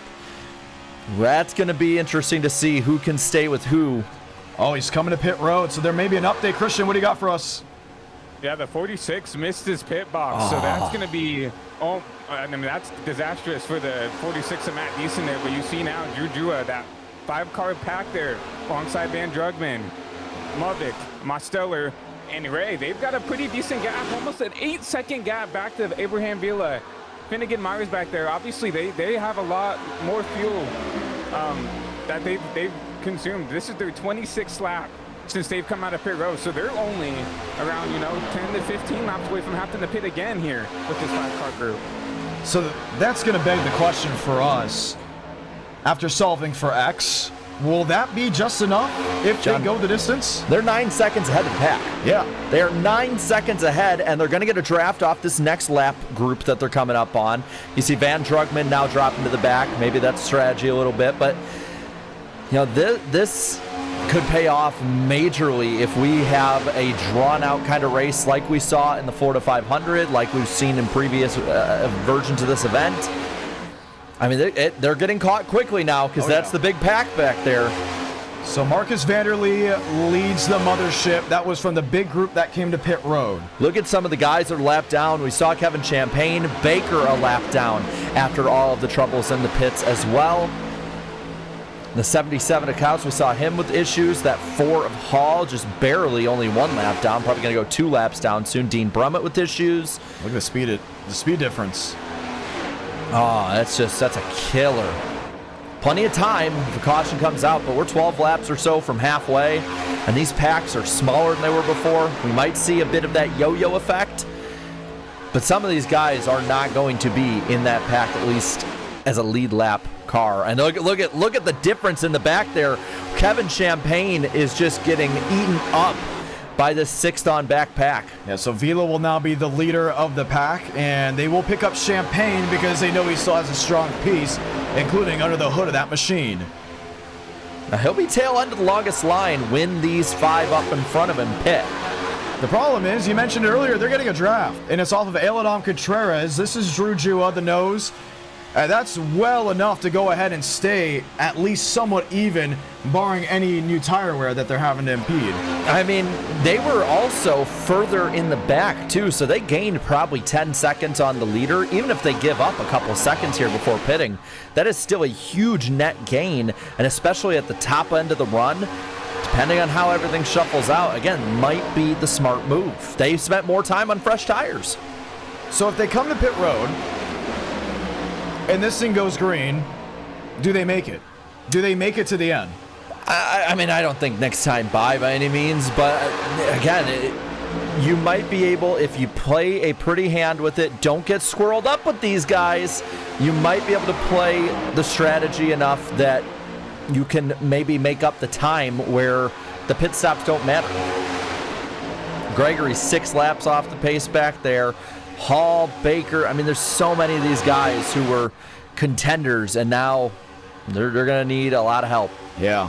Decent, remember, he overshot pit road, so he is now part of this group. Wow. And that's the thing to note. Even if they milk this a couple more laps, their group of cars with the lap machines involved is almost on par with the main group of cars that are on a completely different strategy. Get a big enough draft, and you're able to. I mean, this pack has been broken down now into roughly, 14 or so cars, give or take? So we're watching 3 different races here. If this goes green, from what I have to speculate with this idea, they want it to come down to themselves. Yes. If it doesn't go green, you are left with a lot of cars. Yes, but we only have 28 in the lead lap now. If depending on how long a fuel run goes, we're going to have more drivers to lap down. Even these guys who will get their laps back when they pit, they're still going to get caught more than likely by the main pack. who is 8.5 seconds or so maintaining. But these guys weren't maintaining until they got with these fast cars. So then you're left with race number 3, the ones that are trying to be in position if they get a caution, the ones that are trying to get back on the lead lap. That's Brummett and Deason. They're running 29th and 30th. There's Delgado running 31st. This is all for the free pass. Barbagallo's running 31st, not Delgado. Delgado's been giving us some great input. Yeah. Contreras back there as well. So, I mean, you'll still have probably another, you'll go down to 33 in the lead lap. But again, we cut more and more. I mean, look at the gap. Look at the gap of this pack compared to the pack behind them. It's about another, give or take, 8 seconds. And then another gap to another one. So just getting slowly spread out. It's going to be fascinating. And they're making out, look at these 5. Decent staying with them on the freshest tires, but they're putting a gap on the likes of Dean Brummett and co. behind them. They have speed. I mean, they just have flat out speed tonight. And it's still about 9 seconds. Which is also very interesting because even with those new tires, they haven't gained much on the front 5. Remember, because when they got out of pit road, so they're about 9 seconds. They almost got down to about an 8.5 and 8.4, but now we're looking at an 8.7 and then an 8.8, in some cases a 9 flat. What a call if it ends up materializing the way they want. We're closing in on the halfway point of this race. Only a handful of cautions make it 2. I mean, you give them much more than 15, I'd say much more than 10 laps. 10 or more laps, honestly, at the end of the race anyway. I believe any of those guys, Drew Jua, Mavic Ray, Drugman, Demos, I believe any of them could make up the time and get back to the front anyway. So, I mean, again, they're the guys, I think, who have the most confidence in what they can do, so it opens up your playbook. That's something about super speedway racing. Confidence is a game changer here when it comes to strategy because you can open up the playbook. It's also fascinating to know that Drew Jewell originally was not in this event. He was on the outside looking in at the end of duel number 2, and after a push, a shove, and a shunt, now here he is leading the event, working lap 75. 74 completed. You're watching the 2026 NWP 400. We're under the strategy zone, a part of the race where you don't know which strategy is going to work. Some racing to get back on the lead lap, others going against the grain, and others looking and hoping that a caution could go ahead and wave. Plenty of time. Plenty of time still. We've seen, I think we saw at one point, John, in one of these super speedway races, like the opening 100-something laps. I think it was the Garage Guys 499. Opened up with over 100 laps, green flag run, and then from there it was game on, baby. So we can see these races flip on their head so quick. You can never really write down what you're going to get for a run to the finish until you're probably in those last 10 or so laps. And even then, it can all flip on its head. But, man, this is a heck of a strategy pull so far. Material. Changing, switching. I'm just trying to get updates here. You know what? I believe we might get an in-race update with the driver that's live streaming right now. Joey Stone, you got a copy?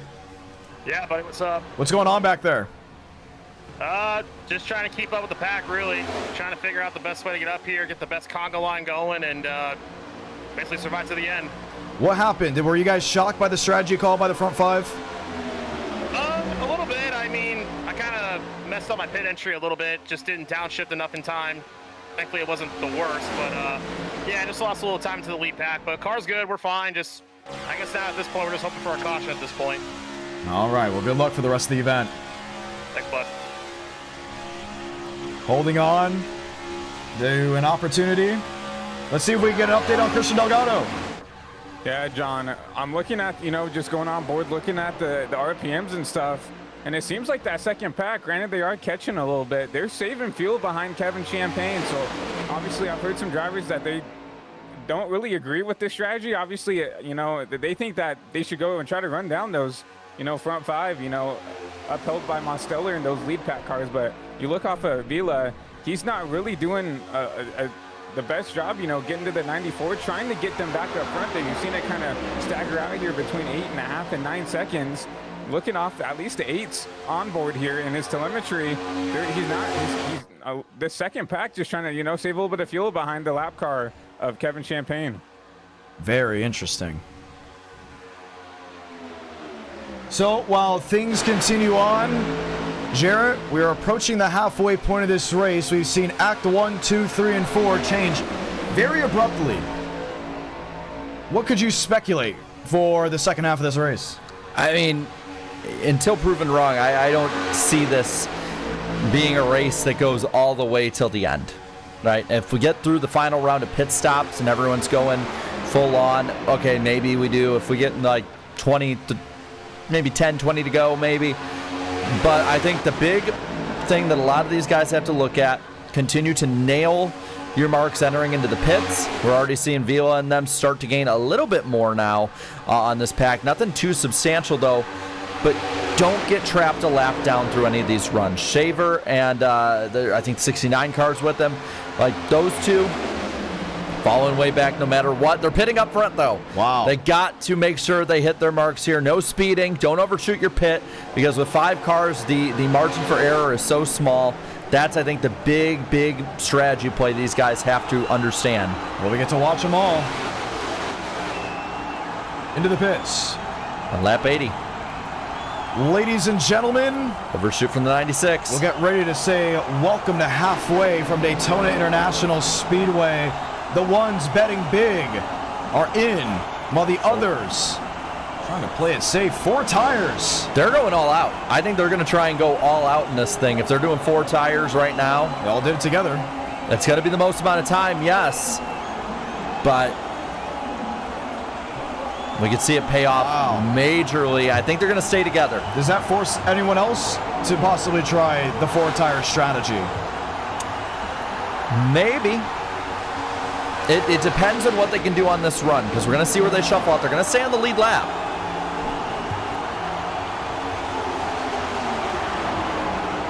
Vanderlee. And that's another thing, the young drivers, they get very restless when they're single file. Do they possibly change things up in this pack now? I could see anybody, honestly, trying to change up strategies. It depends on, are you confident in where yours is going? We're past halfway now, so even again, if there's cautions, plenty of time, but it's not like at the start of the race where it's like, well, okay, we got shuffled out, but we got 120 laps left. Like, we're not only in the double digits, we are now, 79 to go, 78 to go, and each one, I'd say honestly, for each 10 or so that goes down, once you get into the 60s to go, the 50s, the 40s, it just raises that blood pressure just a little bit more. Oh, yeah.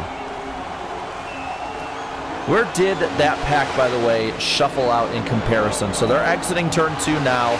These guys entering the corner, so roughly where they were before. Yeah, Doljenko, Shaver, they'll bring 2 more with them. So they'll have 7 in line. John, they only lost from the 38.5 back they were, maybe 8 or 9 tenths from pitting. So if they make up more time again on these guys, if they choose to save fuel, who knows what other drivers they could catch out there. I think they're going all out, at least now. Of laps before they have to start questioning when to come to pit road again. And now I wonder, do you try to pit together if you're this group? Because if they're besting you, you don't want that to happen at all. You don't want any more mistakes. I feel like this group was so hurt by the amount of mistakes we saw. And they got almost 15 seconds on Burrows and that group on back 2. So they've made up time on these guys. And the goal would have to be to pit together. It's almost 15 seconds in between Sanders and Burrows. Kenyon, Champagne, Stone, it's a good group, but those are the guys that made mistakes. It almost gets to the point where you guys say, all right, this driver go middle, go all the way to the bottom, go halfway to the bottom, kind of run the WL line just so they have a nice smooth entry in, because there will be a bigger mass of machines. And then you gotta just hope and pray no one overshoots. Yeah, so we'll see. Sometimes it's better to go shallow than overshoot, because then you gotta put it back in gear, put it back up, and then go, versus if you're shallow, you just have to hit the gas a little bit and then you'll be completely fine. Well, we'll see where it all shuffles. Again, I think the other part for those 5 that are on the off strategy from the main pack is how much is the main pack and those in the other main packs, how much do they get broken up? Because if they're running in packs of 2 or 3 or 4 compared to those 5, I think that makes a huge difference. And who catches who falls back, and so on and so forth. There's Gavin Austin. He is closing the back bumper of Trevor Huff. Jacob Malone, as Jackson Byes is in that group as well. Schmidt, Zarate, Jeff Perchatsky, and Lane Sanders are lined up. Anthony Burrows, he is the lead group of the machines that unfortunately had the mistake. You see Stone back there in 16th, Josh Kenyon going up near the outside wall. Once again, kind of just stuck in their own ways. And so you're seeing this main pack of about, I'd say, 12 lead lap drivers. You got Kevin Champagne in front of him. This is the biggest pack out there from what we've seen. But where does it all shuffle out? Riker Byram in 20th, falling back. I believe going to be overtaken in a moment, which means that those 5 are now the third pack out there. They'd still have to make up roughly 22 or so seconds on this pack we're looking at now and the other. I'm a little interested here because I like what I'm seeing in the live chat right now. This is from Venom. He said Malik blinked. That's the only reason they just got time on them. What it made me think of is if Malik did not blink and have the L1 penalty and he's not back there, would he have been a part of that strategy? Would that strategy have even happened? I don't know. It's very interesting to go ahead and think because it seemed like the Malik strategy was to stay up front all day. Yes. And then gets relegated towards the tail end of the longest line. Next thing you know, he's having to shake up the strategy call and kind of run in cruise control. Maybe for him, but to be fair, I mean, the 87, the 42, a lot of those other guys, Van Drugman in 20th now, those guys were always holding back. And so they're now about 20 seconds back of Josh Kenyon, the tail end of the second group. Seeing a little bit of wiggle there. Now it's very interesting. Dean Brummett going a lap down regardless now. And Kevin Champagne trying to make up spots on these guys. These all either a lap down or tail end of the longest line that they're passing, tail end of the lead lap. And even if Kevin Champagne doesn't get past, it's close. I don't know. They saved it. Don't crash on the avoidance. But that just slowed up that whole pack. Completely did. Christian, what do you got for us? Yeah, the aggressiveness is just starting to build here because, you know, I've been told this pit strategy that these 5 drivers have is going to work for Braden, for Van, for those guys. These guys, I mean, I've been told by several drivers, you know, unless we get a caution here, if we go green, the race is over. It's going to be between those guys. So I think that's why you're starting to see this aggressiveness and this big pack start to build. They're just trying to battle it out here. And if they wreck, they wreck, honestly. That's what I feel like the attitude for those drivers that aren't that top 5 pack. I mean, they have the strategy figured out. And for everybody else to just fend for the rest of the food here. Wow. Huge. And we basically saw it about a lap and a half ago. Well, they're 2 by 2 through the pack, and that's opened the door. That second pack is made up a little bit of time. Third pack's made up the most time on everybody out there from doing this. And yeah, you're seeing that aggression picking up because a lot of these guys are tail end of the lead lap. This is desperation. This is desperation to the highest degree, hoping for that caution as long as it's not you. And in theory, this is for the race lead because Finnegan Myers is the leader. Jackson Byes is in second. Trevor Huff is in third, and Davis Lewis is in fourth. To know as a mass group that you chose the wrong strategy. Oh, Deason, sideways into Contreras. Do they save it? I think that might be the caution. We'll see. Oh, yeah, they're all over. Caution is out. Wow. And then the admins get to choose. Because if it was clearly energy because of choosing the wrong call, does someone get a penalty? Except for the admins. Luckily not for us. It is interesting timing right after we hear that they're like, if we wreck, that's fine, basically. And then they wreck. So the field will stack up who got the free pass. It looks like unofficially Matthew G. Baker. I don't think we see a long run at this point forward. I think these guys are going to be overboard on the aggression. Caution number 3. That was what, about a 70-lap run? Give or take. And so we saw Finnegan Myers get into the back of Matt Deason.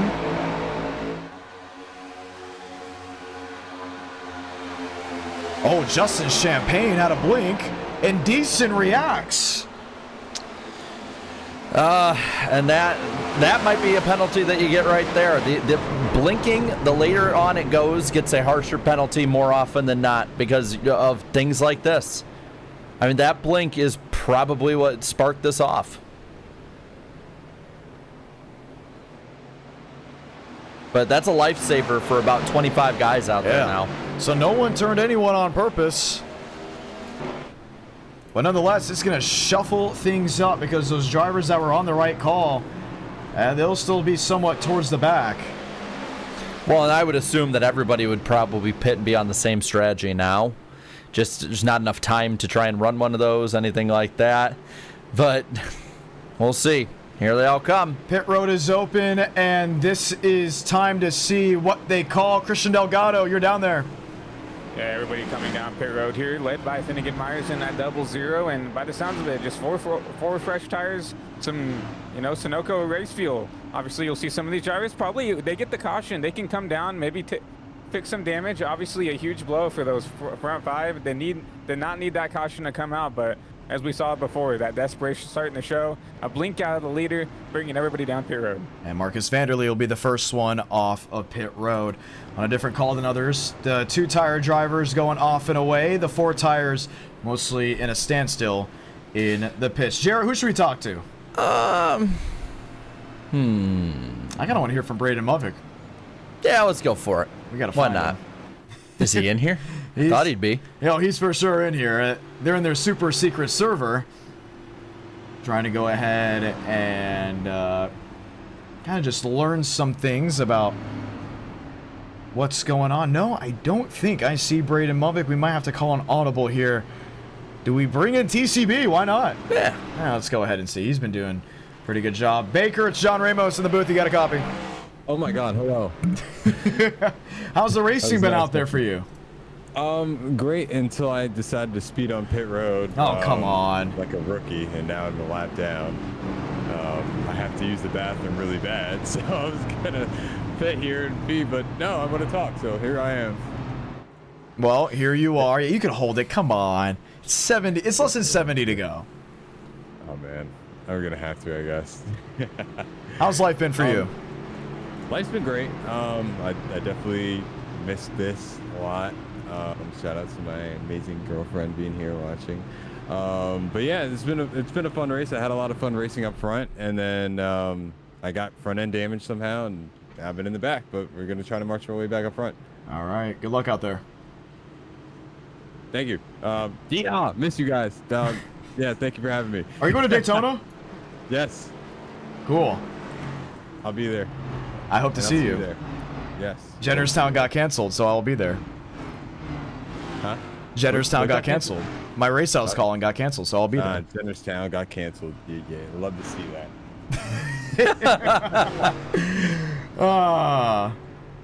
Let's see what else we can speak to. Kind of got the time to go ahead and catch up with some drivers. Oh, West Texas loves them. Riker Byram, you got a copy? Yep, got you, brother. How you feeling out there? Feeling pretty good. Feel a lot better after getting that caution because I was kind of out of luck on that one. All right. Now, what do you do from here? I mean, you got to expect the long green flag runs to be mostly gone. Yeah, I think it's pretty much over. I think they're going to go full on at this point. I'm kind of gonna chill at the back half for a little while just because it's so sketchy and I don't trust these guys. But I'd say somewhere around 30 to go. I'll probably take off. We'll see how it goes. All right. Good luck. Thank you, brother. Y'all have fun. Let's throw it back down to pit road with Christian Delgado. Yeah, John, and everybody just 2x2 right now, and you just feel the ominous, the air kind of get lifted out of the World Center of Racing here as we get ready to go back to green. Everybody kind of stacked back together. All the strategies that we had planned up now, they're gone. Everybody, like Racker just said, I feel like it's going to be going hard. Pedal to the metal, ground to the floor here for these last, 70-odd laps here. It's just going to be very interesting to see, who's going to get back up to the front. Can those front five make their way back up toward the front of the field? All right, let's see. Jared, it's go time. 31 on the lead lap now. So we saw where the dice ended up rolling to. Vanderlee the leader, Gavin Austin beside him, Vila, Schmidt, Perchatsky the top five, Those two Chevrolets leading us off. Pace car hits the pits. And the crowd rises back to its feet. 67 laps to go in the 2026 NWP 400. Vanderlei fires in the box. Abraham Veal will join in his rank. Gavin Austin on the outside with William Schmidt. Really didn't get going off the jump. Yeah, very sporadic when it comes to who went and who didn't. Top three on the bottom get the big run. Vanderlei, Vila, Perchatsky, Gavin Austin leading the high side. Nagels on the bottom getting that run too. And look who's up there. Malik Ray already up to 7th and looking for more. Oh, Bubbick is bailing. He wants nothing to do with this versus Ray that wants to go up there and lead some laps. Vanderlei on the inside. The in-and-out Chevrolet gets another heave from Abraham Veal into turn 3. Up front, top 3 are ahead just by a little bit. They can block if they want. Gavin Austin with William Schmidt and Lane Sanders right behind him as well. And there we go, 66 laps left. And it's like we started a brand new race. It is. You see Ray in 8th, Drew Jua in 10th, Moss Steller in 13th. You got to think about the 2024 running of this event. Moss Steller was kicked out and wrecked out into turns 1 and 2 after a vital mistake and ended up losing all opportunity from there on out. Same position 2 years ago when it all went for broke. That's where Ray jumps the gun. That's where Georgiou says goodnight. Ray will get up in front of the Cooper Glick machine, and now he goes around. The Rayum Ford Mustang goes for a slide and head on into the outside wall. And are they keeping it green? I think so. Caution. No, they're not. Caution's out. Cautions breed cautions, and they just did there.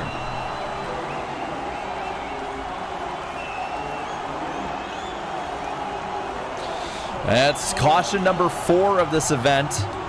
Just about to hit the 100 lap mark. We are on lap 96, so. I don't think he could have gotten it straight. Might have to bring it to pit road early. Let's see. That's on Malik Ray. I mean, we said that once you go under the yellow line, it's not on the field to let you up. Oh, that is worth a look of a penalty. It is. Let's look. That's going to be crucial. Because if he forced his way up, that's not really one that we play around with. No.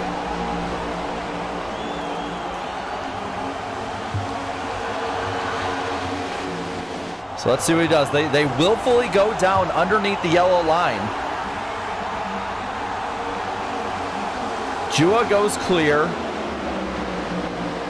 Yeah, but he's well above the yellow line. Yeah, he's above the yellow line by the time he gets there. I don't know why he went so far up the track after.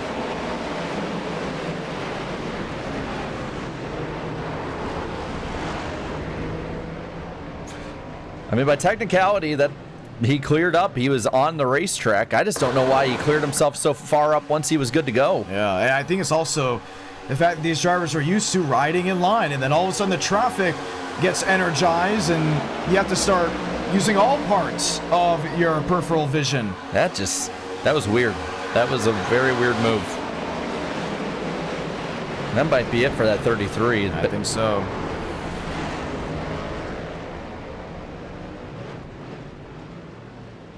So the caution will wave, 4th time today. Pit road is open, and everybody is swinging in, minus the top 4, maybe top 5 machines.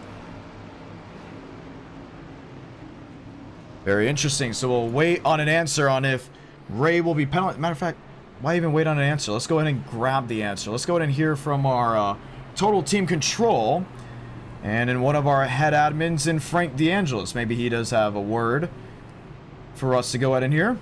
What do you think? I mean, by the way we have the rule, he got up onto the racetrack, then the incident happened. So I feel it'd be ruled as any other incident. There was that kind of 1-2, then it happens. But that wasn't a good look. Let's ask our head admin, Frank DeAngelis. What's the wording? You guys dragged me. I was actually telling Cooper, I was actually counting 1 Mississippi, 2 Mississippi from how long it took him to merge onto the track. If it happened like as he was merging, then yeah, that would not be good. But he was on the track for a good 3.5, 4 seconds before he just drifted up a little bit and tagged him. I would say that would just be a normal incident, but definitely maybe a drive-through as opposed to just an end of line. Well, that is your call. We'll be awaiting the official word when you do give it to us. Thank you so much for the information. Christian Delgado, any updates? Yeah, obviously Cooper not very happy with the 0-1 from that. Just looked like incident there. It just looked like Malik was dropping in the back and tagged the end of the 33, but we saw a couple drivers stay out here to keep the track position. Fourth on back, Abraham Vila, Finnegan Myers, and Dale Greenwood further back. They all decided to come down and just top off on some Sunoco race fuel by the looks of it, and we'll have a top 3 now.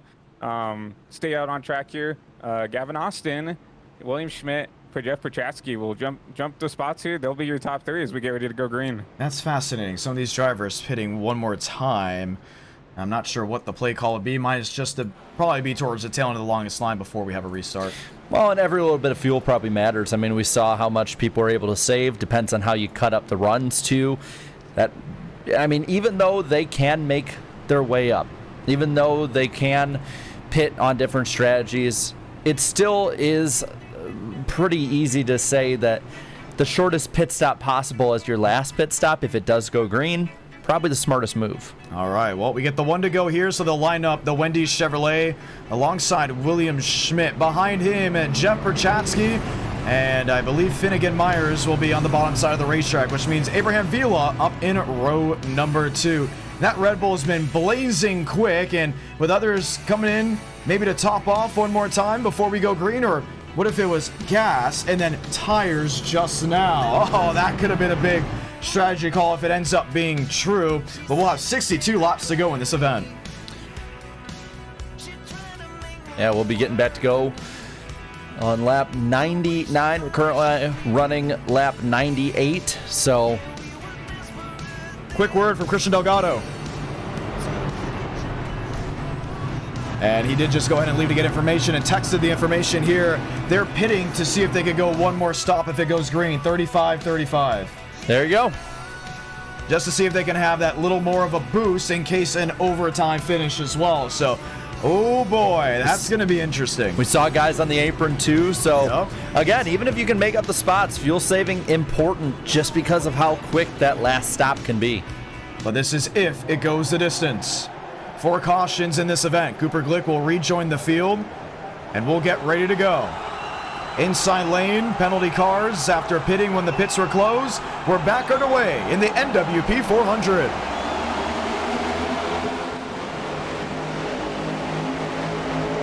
Austin to the outside, the migration up. You'll have 2, 3, maybe 4 machines do the same, leaving the San Diego driver and Jeff Prochatsky out to dry. From the bottom side, he'll have to pick up Marcus Vanderlee. And looking fourth, Dale Greenwood. Definitely would be a feel-good story for everybody in the NR community if he got the win. He's been such a major part of this community. Gavin Austin leads, Schmidt second, Vila, Finnegan Myers making the move. Vila goes down to black, there goes Gavin Austin. All of a sudden, William Schmidt, the one that's left out to dry. On the outside lane, and Dale Greenwood, you said it before, feel-good story. I think time being a flat circle. Malik Ray coming to pit road. It's a drive-through penalty for Malik Ray and company. He'll need a caution to drop his way.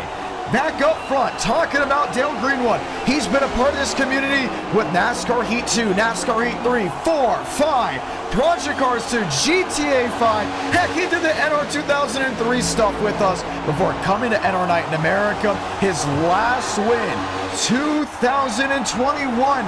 He raced against drivers that haven't touched the simulator in years. And he's looking to see if the dry spell could end. His last win was when John was living in Florida and I was living in Illinois. I mean, we were all in different places in life. So, I mean, it's been a long time. 3 wide in the middle of the pack now between a lot of the heavy hitters. You got Kevin Champagne in the middle of that. Drugman, Wilkerson, all trying to make their way forward. Track position now starting to matter more than just playing it safe. Up front, Drew Jua has made it to the front with a push from Justin Champagne. It's a Friday night. It's under the lights, prime time. If you kind of caught some Z's because of the strategy of single file, wake up. They're 2 by 2, nearly 3 wide back. It's dicey in Daytona.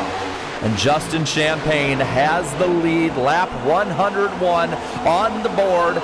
but Huff looking for more. He's going to try. Champagne goes to do a bit of a side draft, gets a push from Jua. Coming down to the line, it's going to be Champagne getting just beat by maybe a car length by Huff.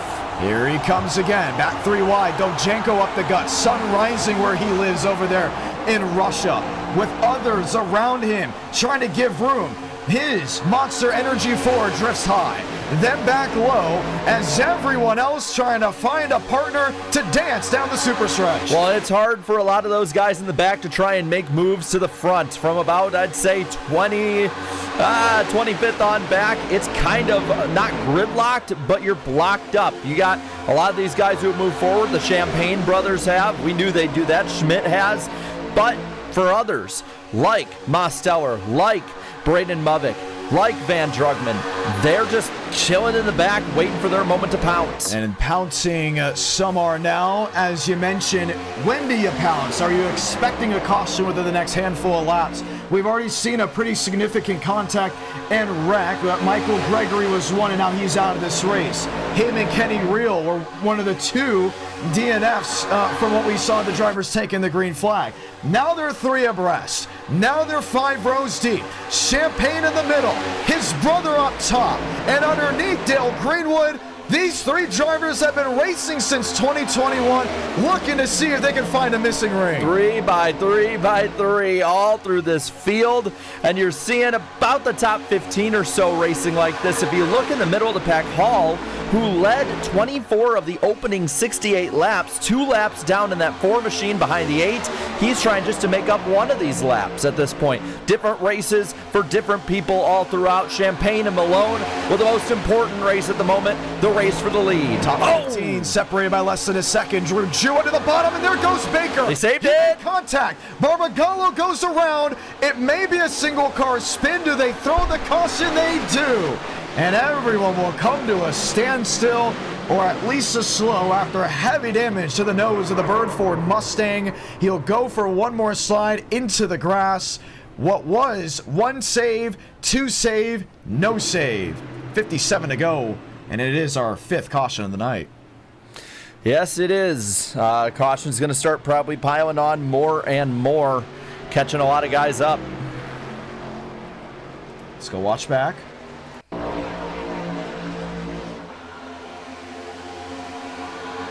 So Drew went to the bottom, I believe, just as an idea to get away. I mean, he did it at the right moment. Velo, I think that was the other one. That's the big reason why they threw the caution right there. Yeah, 2-car wreck though. That's on the border. It could go either way. Now, how hard was the impact of the wall? I mean, it looked like he was heading there in a hurry. No grass down the super stretch anymore. And believe it or not, yes, it would play a difference in iRacing, because it has been before simulated as almost like a wet type of grass that doesn't really slow the cars down. They used to bump so much right here. And all 4 tires planted, but he still made contact with the barrier. Yeah, that's some pretty good contact still. We'll see if he's able to get the repairs and everything ready to go. It doesn't look terrible from this angle. We've seen worse. It's big for Malik Ray. He'll get back on the lead lap. Oh, that saved him, yeah. Caution. And a treacherous moment. Christian Delgado. Yeah, John, obviously kind of it looked like from my point of view, looked like just the 43 Wilkerson came down as soon as TCB was coming out, met in the middle. Looked like a racing deal towards me and Frank, you know, the 2 race admins there, but obviously you see a lot of damage to the 8 of Vila. I'm not sure if he has a meatball as all the black flags were cleared, but obviously a lot of left front damage to that number 8 Budweiser Camaro. You see Barbagallo, a little bit of damage on the hair, but obviously we talked about the aggressiveness going to continue to build here as we, you know, build towards, you know, that 50 lap to go mark here. We'll be around, you know, 50 to go as soon as we go green. It is Nagels. Dovchenko will be the first one out of the pits. Dale Greenwood, Trevor Hoff, Derek Shaver, and Jacob Wilkerson will go ahead and join in suit. 55 to go, 5 cautions in the books, and the rowdiness is starting to go ahead and kind of take a start in a hold. We'll get ready to go ahead and try something here. That's the top 20. Van Drugman, has Van Drugman led any laps tonight? Yeah, I know he's been up front a lot. I don't know if... It's been interesting. Let's go ahead and see. Nope. No, hasn't had one. He's been up front, though. He's been competitive. For sure. Braden Lovick, what about him? No. Mosteller. Burrows. Remember, these are the guys that were in that group. Drew Jua, definitely. Yeah. We'll have a restart. We'll get the one to go this time by. Others to go ahead and follow. Baker, one lap. There you go. Gets her one lap. TCP. Heck yeah. And I'm wondering if Hall here is going to try and get one of his laps back. He could get the wave by and then hope for a caution before he has to pit. I mean, we saw some of those lap guys pit before. Maybe that's kind of the strategy you do. Or he might just peel it onto the pits right before going green. Let's see. That'd be interesting. Matt Deason hasn't had a lap led yet. Jason Hall, we talked about his 24. He is the free pass. So with us getting the one to go this time by, Hall will be back in the lead lap. All 37 drivers still racing from the 40 that went ahead and entered the session are ready to go. So 24 laps led tonight. Now 1 lap down. A lot. The wave around. A lot can change from 1 to 2 laps down. Let's do it. And it looks like he's the only one a lap down based on at least that look. Yeah, and that means when he gets back around, he should no, you're right, should still be 1 lap down. But he'd be the lucky dog if the caution were to come out. So needs one more thing to go his way. Just one more.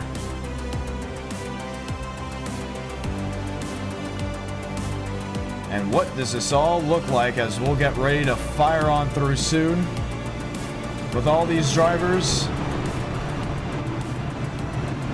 You know, a driver that was really good at designing so many good paint schemes was Tyler Tinsley in Enter Night in America. Tinsley, you got a copy. Yes, I'm here. What are you thinking about the NWP 400? What do you think? So I've been honestly tuning in and out, but every time I tuned in, they're single file. But this guy here, excited to see how this ends up. All right, who are you cheering for? You know me, I gotta go with the boys, Demos, Braden, Frank. Well, Frank's not racing, but the usual, you know. Yeah. All right, well, have some fun in that live chat below.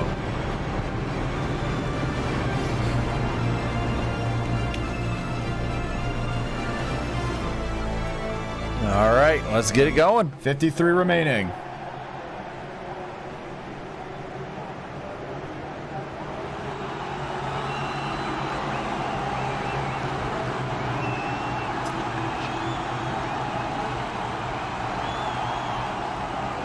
Dovchenko, Greenwood, Huff and Shaver. Through the restart zone. 53 to go.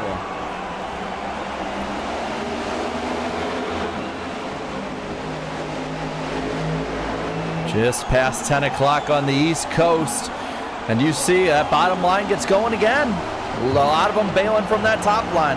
It's interesting. 1 second's the bottom, next second is the top. You don't really know which one's going to play into the pivotal role of taking the lead. And here comes Huff, top side of Dovchenko. He's got Wilkerson in line with him, and they're going to start the convoy headed in the forward direction.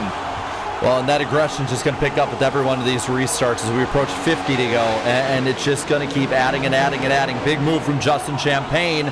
Looks like Shaver's going to go back with them onto the bottom, making the move underneath Huff. Wilkerson second in line up top, side by side, but it looks like that high line just has the momentum. Huff leads it at the line. Spam the champagne bottles because Justin Champagne is fending off drivers and contesting for the race lead. Lane Sanders up top. He's with Dale Greenwood as they're 3 wide behind and Matthew G. Baker. 3 wide in the middle of that pack. Contact again. They keep it all together though, but big moves, aggressive moves being made. Vanderlei up the middle. There goes Wilkerson down low underneath Huff. He goes to the lead. Trying something big here on the inside lane into turns 3 and 4. Vanderlei will give a shove. Maybe not too big of a hit because of how wonky and squirrely the race cars are on the inside lane. So advantage Trevor Huff. 51 to go in the NWP 400. And a great showing so far for that 54 machine. Greenwood with the push, managing to keep himself up towards the front. But down low, Baker in the 51, that Phantom machine is moving up, going for the lead. For the moment has it, out of 2. He's trying something off turn number 2. Buys Champagne. What can they do? What can they find as things continue to roll? It's going to be tough because half the field is single file. The other half, full saw into turn 3. 3 by 3 by 3, all in Trevor Huff's back mirror. They get it a little bit sorted out for second, but still, they are all on attack mode, coming down to 50 laps left. Can they make it work? Nagels, Barbagallo, up to the 7th position after being involved in an incident. Look at Hall. I mean, he's trying to get his lap back up in the middle of this battle, too. He has sliced and diced his way all the way back up through the pack in only a handful of laps. You're seeing Greenwood now shuffled out. Goodbye. And they go 2 by 2. Baker and Huff locked in. Now Baker goes top. He could get buys. He could get Wilkerson. The safe bet of the bottom side of the racetrack from Huff may not pay the way he wants. Nagels will cover, but as the laps continue to fade, make the spots up while you can, and you're seeing it. John, look who's back in the top 10. That is TCB Terrell Baker with a push from Malone and Kevin Champagne all the way back up to 8th. Looking for more, ripping the high side. They're starting to pack together here. I said before it was about half that are single file. The others are now grasping together. Stone wants to see the stern of the ship. He looks inside. He fades out of the throttle while the others 3 by 3, 2 by 2, chasing Cody Nagels off turn number 4. And that 60 car in his rearview mirror can go wherever he wants, looking back and forth. Blocks Baker up to the middle lane now. That opens the door for Huff. Nagels in the middle. Buys, watching and waiting. Dean Brummett, what can you do? Everett counts. Trying to see something work. Top 3 clear of the field as they race. Again, moves can be made where they want, and they make them all the way up to the high side. That's Hall, the lap car, leading the middle line before Buys goes in front of him. Looking for that second position. Vanderlee in the bottom line starting to fall apart a little bit until Buys picks them up, going for the lead now. Jared, I got to ask you, this is 36. Jason Hall, 1 lap down. Fair, smart, or not? Being up in this main group knowing he is the lucky dog if something goes wrong. I'd say, I mean, honestly, up until about 25 or so laps to go, I think it's still fair. If he's up there with the last, I don't know, 15, 10 laps or so, then I think, yeah, that's pushing it. You need to get out of the way, let the leaders race. You'll get your lap back if a caution comes out. But at this point, I mean, if you're able to cycle your way up, back around, and maybe make up some spots in the pits too, every spot counts, I don't see it as a foul, at least not at this juncture of the race. Baker, Wilkerson, now they'll be in tow. Be the 3rd lane, closest to the wall, and Nagels blocks every single run that is trying to generate. The last 3 or 4 laps have all been led by the Best Buy Ford.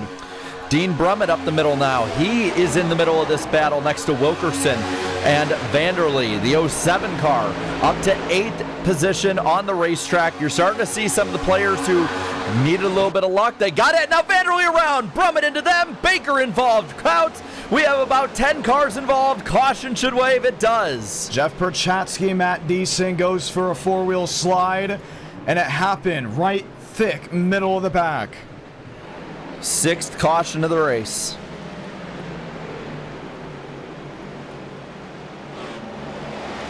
Wow.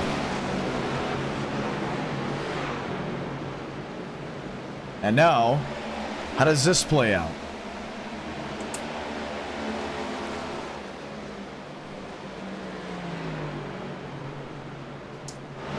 I'm gonna go ahead and check some things, hear what they gotta say.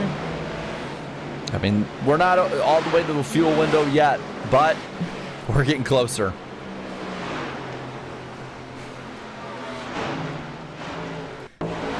Let's watch back. Think about it, middle of the pack. He was loose on the outside. It started with Baker, I believe. Go watch again for the ones that maybe just saw it. Will drop the overhead.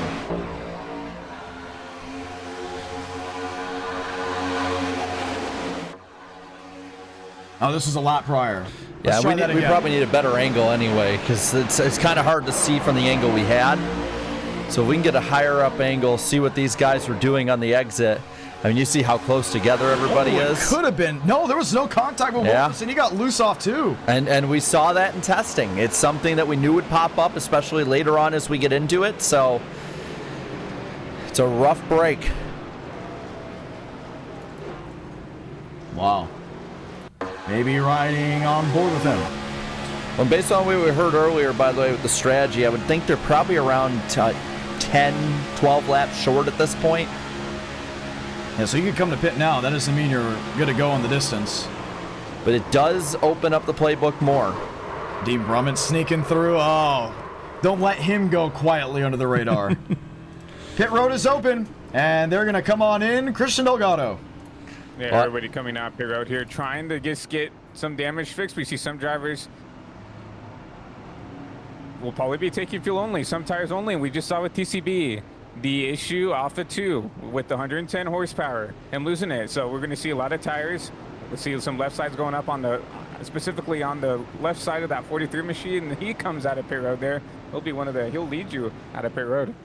All right. So Wilkerson, Huff, Baker. I don't know. What do you do from here, Jarrett? I mean, at this point, I think you just got to go as far as possible. And if you pit towards the end, you pit towards the end. More than likely, we're having a caution. So once you get into the window, you pit and figure out overtime once you get to that point. Let's go ahead and hear what Lane Sanders has to say. Sanders, John Ramos, you got a copy? What up, John? How you doing? How's your NWP 400 going so far? Well, we've had a few close calls here and there. Been just chilling out in the back of the pack. I ran up front a little while ago just to get the feel of it. Car is definitely handling a lot different than it was on the duels. Of course, tire wear has definitely gone down. But I was telling my my crew chief at the start, it was kind of driving a little weird in the pack, especially in the middle of the corners. It was kind of like dragging itself. But we're doing good. I think we're top 20. We haven't exactly got the update yet, but we're doing good right now. We've just been keeping it clean. I think the worst thing that happened was that green flag pit stop. I think like I couldn't explain it to you guys because I went from 5th gear behind Josh Kenyon. I went down and it downshifted into 3rd gear randomly. I slid the tires trying not to wreck everybody. But other than that, we're doing good. All right. Well, we're going to get the 1 to go here. You're running pretty well, Lane. Anybody watching back at home? Oh, yeah. I got my dad's downstairs watching the stream. Father Sanders. Awesome. We're having a good time. Hope he's enjoying this. I haven't heard him yelling yet about it like he was in the duels. So I say we've been playing a pretty calm race. But you'll see us come to the end if we aren't taken out by something yet. All right. Good luck. Thank you, John. And that's Lane Sanders. We'll go ahead and drag him back to his chat. So we'll get ready for a restart.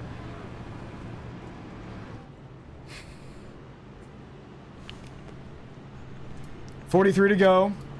Nagels. There he is.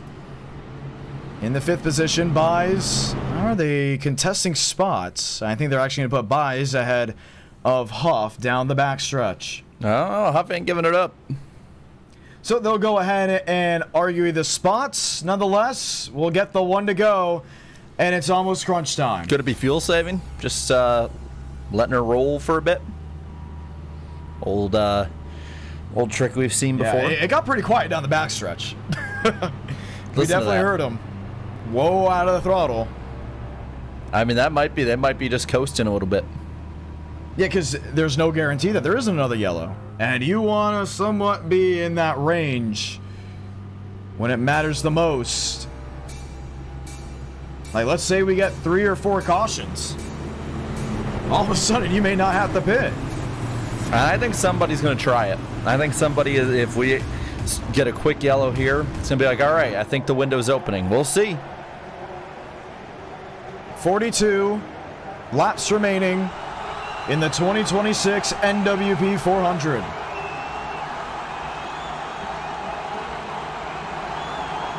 Wilkerson in the box. Shoots away. Leaves Baker, the drafting partner, about a car length distance. Wilkerson has the gap. He can move where he wants. Baker behind him, keeps with him. There goes Buys down low. Went from top to bottom line, having the momentum. And now what can you see? Nagels closing in, inside. All in line.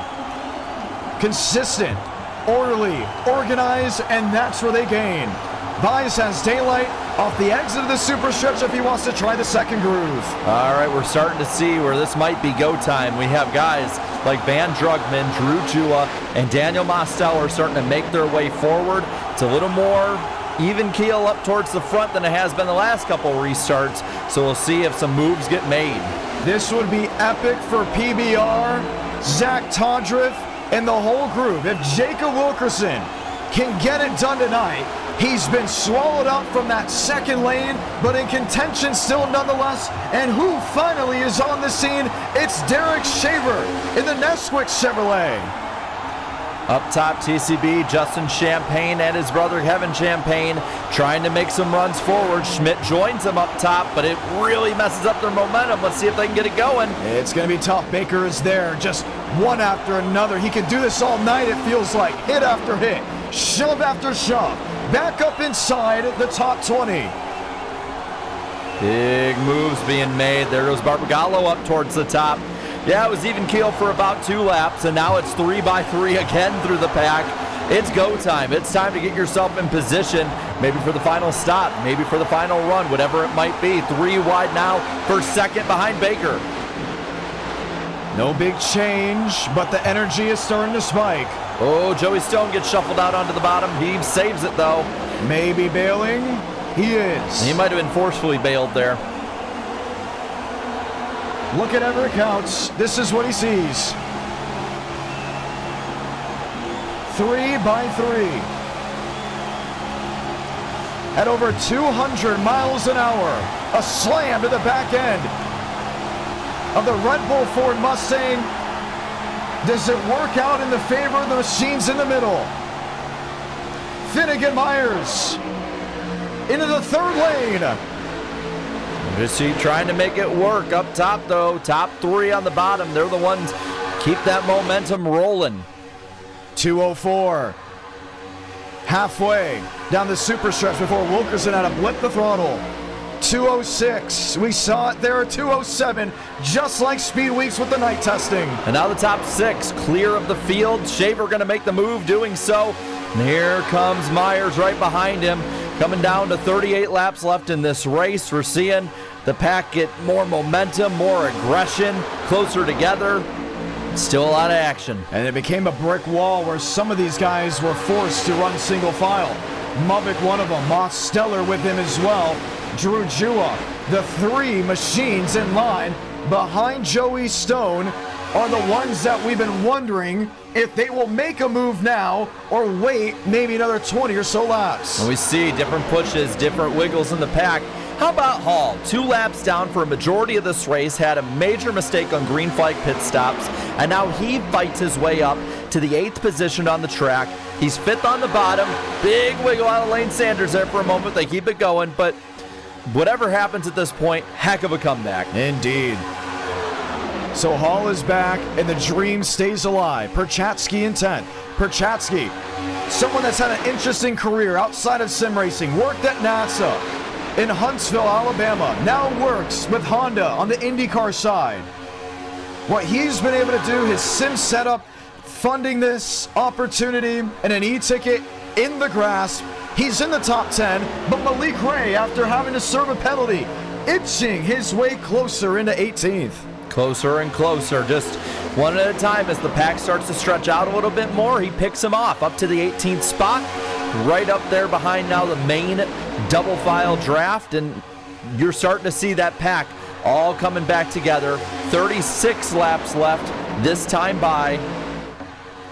And with it, you're starting to get to that window. Caution comes out from this point forward, and you can probably make it to the end.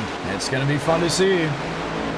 Ladies and gentlemen, 36 laps to go. If you're watching live, it's going to go commercial free. We don't want you to miss another lap of this NWP 400. Enjoy every second as these drivers will be fighting and clawing throughout this race to see in the next handful of moments or so if it will be victory or defeat. Don't miss a second. Here they come. Nagel's off turn number 4. The race leader, he's held it for quite some time, but Matthew G. Baker, his last event with us, the 2025 Florida 500, back in the capper position. I mean, I'm looking at that 86 of Sanders, really unstable out of the corners a few times there. Been able to keep it together, but man, there's been a few times that the cars around it got squirrely too. We'll see where that goes. Like we saw Champagne make a move. There goes Shaver back down low. So it's just about find your friends where you can at this point. Who's going to draft with you? Who's going to draft well with you? And it's just a race of comebacks too. Look at Abraham Vila up top in that white and red 8 car up into the top 20 again. He did. I mean, he went 1, 2, pit stops. Whoa, here they come. And they're going to do it again. The family of 5 that pit together earlier in the event will do the same here. Does this spark interest in the rest of the herd now pitting earlier? I mean, you don't have to pit from this point forward if it stays green. That's going to be big. It's definitely a strategy call, that's for sure. Will it work? Lane looks like he gets shuffled out. If I'm these guys, I'm saying pit. Let's not have them have any more advantage, because if the race went green, they were going to be the ones deciding who wins. Well, I think the interesting part, too, will be seeing where they shuffle out compared to the main pack. Do they go right in front of the main pack? Are they going to have a bit of a gap like they did before? And at this point, is the main pack holding back like they were before? But look at Hall. 2 laps down for much of the race. Leads with 33 left. Back and forth with Dale Greenwood. A lot of questioning on pit road. We'll send it down to Christian Delgado. Sanders, he just got shuffled out. I mean, he will borderline wreck the field there, but was able to save it, puts himself right outside that top 10 area there. But I've been being told by a lot of these drivers in the field that they can maybe make it without coming down pit road. So it was a huge shock to me to see those 5 who were always doing that off strategy to come down here kind of unprompted. I was being told by some of these drivers up front here that if they just save just a little bit more fuel, they'll be, right on the dot here to make it to the end. Very interesting. Now, I've also heard this strategy. Don't tell the pit reporter the truth. It happened to me with ASA when I was pit reporting the race at Newport. And I asked them, well, why did you tell me the false information? Because people are listening to the TV back home. So, are they bluffing or not, Jarrett? I mean, how many times have we heard it where people are like, we can't make it? And then they make it. I mean, like Joey Logano at Nashville a couple years ago, his 100-lap run without having to pit. So I think there's some bluffing going on. I think there are some people that genuinely think they can make it. I mean, look at the speeds they're going compared to the speeds they were going early in the run or right after pitting. I mean, are they not even breaking the 200, barely breaking the 200-mile-an-hour mark? They're at 207 on the restart. So maybe what they're doing, that group that pit, is we're just going to go all out, and if we catch them, we catch them. If they do have to pit or run out, or if they have to save for the most of the way, we can take advantage and be aggressive. But, I mean, how far back are they at this point? It's going to be an interesting sight. 36 seconds. That's... Wow. How much are they making up a lap? I mean, they're making up a tenth every couple seconds. Quicker than the main group. These guys are definitely saving in this main pack, while those 5 are like, let's go on the offense. That's been where they're the best, and being offensive. So put it in your driver's hands like that. 31 to go. And for some, they have to race it like a sprint. Others still need to argue, negotiate, or decide with the crew chiefs. Wow. I'm amazed that the strategy still is playing out. You'd think this far in it might not be. Big bump from Gavin Austin to Hall. And then also got one in return from Lewis. So 30 to go. Champagne, Wilkerson. There's Wilkerson there. I mean, they're running, John, like 45 sixes to 46-second laps. And it's one of those where you may just have to wait and see, or until Christian gets more information what's going on pit road.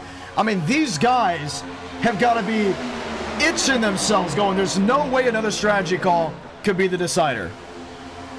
I mean, the main pack is running about a second to second and a half slower than those guys that pit. They went from 36 seconds back when we talked about them 2 laps ago. They're now 34 seconds back. So they're making up a second a lap. And if you keep that going, that's not going to be enough. But that's also to say, if these guys save all the way, how many of them run out of fuel? We've seen that happen numerous times. And if you're one of these guys up front, that's the worst place to be. If you're Hall, Gavin Austin, Lewis, Huff, if you're leading any of these lines, that's the worst place to be right now if you want to save fuel. And I hate it for Jason Hall. I mean, what a race he has had. He has really shocked everyone. How many laps he's led? 28 of the 133. I mean, he's up there as one of the most leadingest drivers of tonight's event, no doubt about it. And you think about it, Kevin Champagne hasn't led a lap. We saw earlier Mosteller hasn't led a lap. Anthony Burrows hasn't led a lap. Very fascinating to see how Hall, Austin, Lewis are the top 3 this late in the going. It is very interesting to see. And we're seeing more and more of these guys trying different strategies. It somehow all mends back together right towards the end, but you're seeing they're peaking out at maybe 196 the peak speed. I mean, if you have to save this much, you better be darn sure that you can make it all the way. 27 laps to go. And here's the thing, there is no tomorrow. It is now. If you win, you got it. You will be forever defending. If you finish second, you will always be so close. Oh, gosh, John. They made in the last lap and a half, they made over 2 seconds up that time in a lap and a half. Schmidt nearly blocked Deason, and Deason was able to cut back in line. So the antsiness is also coming into play. Because here's the thing. If you come to pit road under a green flag stop, you make that mistake, it could be over. Just like what we saw in the Florida 500 back in 2025. Well, the likes of Contreras at the very back of this pack are only about 28 seconds or so ahead of them. So, like, to take whatever they have to make up to the leader, take 3 seconds off that, and that's what they're making up to this pack. Ooh. That's what they have to make up to it. You catch a draft, you get closer. I mean, I don't think it's going to be too awful long before we're looking at the end of the straightaway when these guys go by and seeing that next group of cars on the way. They are charging hard. Here's Baker. Here's Wilkerson.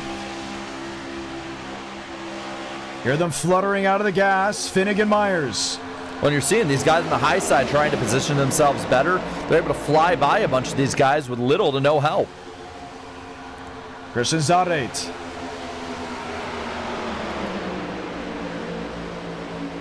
With Deason and Schmidt. And then you still got Sanders.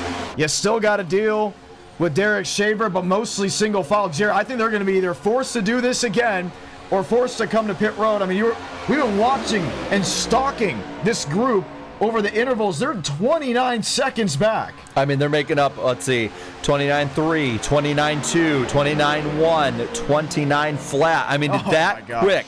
They're making it up. And again, you don't have to make up those 29 seconds on these guys. You got to make it up on the back of the guys who can sniff some draft off of. So, I mean, look at, you see it on the interval board. I mean, it were 28s. They are flying up towards the front of this pack, and they have to make up roughly a second, if not a little under a second a lap on the back of this pack. And it's considerably dropped off speed-wise. This is the first fuel lottery we've seen of the night. Now 193 in or around the first 40% of the super stretch. They were going 207 into this corner earlier. This is ridiculous, and I can just say right now, Jared, I don't know if you want to do this. I'd say come to pit road. They should have came when the family of 5, the front 5, some may question the best 5 drivers came to pit road as well. This is another big gamble out of the main mothership of the pack. But and that's also banking on this going all the way green. If there's still a caution and they have time to save, it's not a good move. It is a high-risk, high-reward move that those 5 made. Oh, my gosh, 26 seconds back. Yeah, they're coming in. They are flying, and you're seeing some of these guys. You've seen Barbagallo, like, let's make some kind of move. Let's go to the front. Champagne getting antsy in there. But, I mean, they're going in the 180s now. I mean, how much fuel do you have to save to make it to the end? Look at the RPMs. You can go 8,500 into the corner. They're going 7,900. Fuel wasn't even a concern. They don't have to fuel save with the package that we brought to Daytona. They're forced to because of where that last caution came out. But here's the problem. You're going to see Myers full throttle past all these drivers. Someone is going to get antsy. And if they're running out of fuel, we go green, coming to the white They could flag. run each other out. They're going to run each other over just being in desperate positions. Look at Sanders. I mean, he almost lost the rear end off turn 2. 23 seconds back is Van Drugman at the front of that pack. He's less than 20 seconds from the pack now, well less than half a lap. Can they catch him? I think they're gonna. If this goes green, they're catching them, and at that point, they could pass them and run away from it unless the pack chooses to block. I mean, look, visually you can see how much faster these 5 look as they go past the camera. Look at the RPMs compared to what you saw before. And that's the thing, they don't have a big pack. This is not a pack that's going to hit 207 miles an hour, and they're catching up this much. This is insane, the speed they're making up. Now, the front pack it looks like starting to pick up the pace a little bit more. But at what point is it too late, depending on fuel saving or lack thereof for some? And with 20 laps to go, this group of 5 driving like a 16-year-old country boy, opening day of duck season quick to his spot. The others are just hoping and praying they have a big enough fuel cell.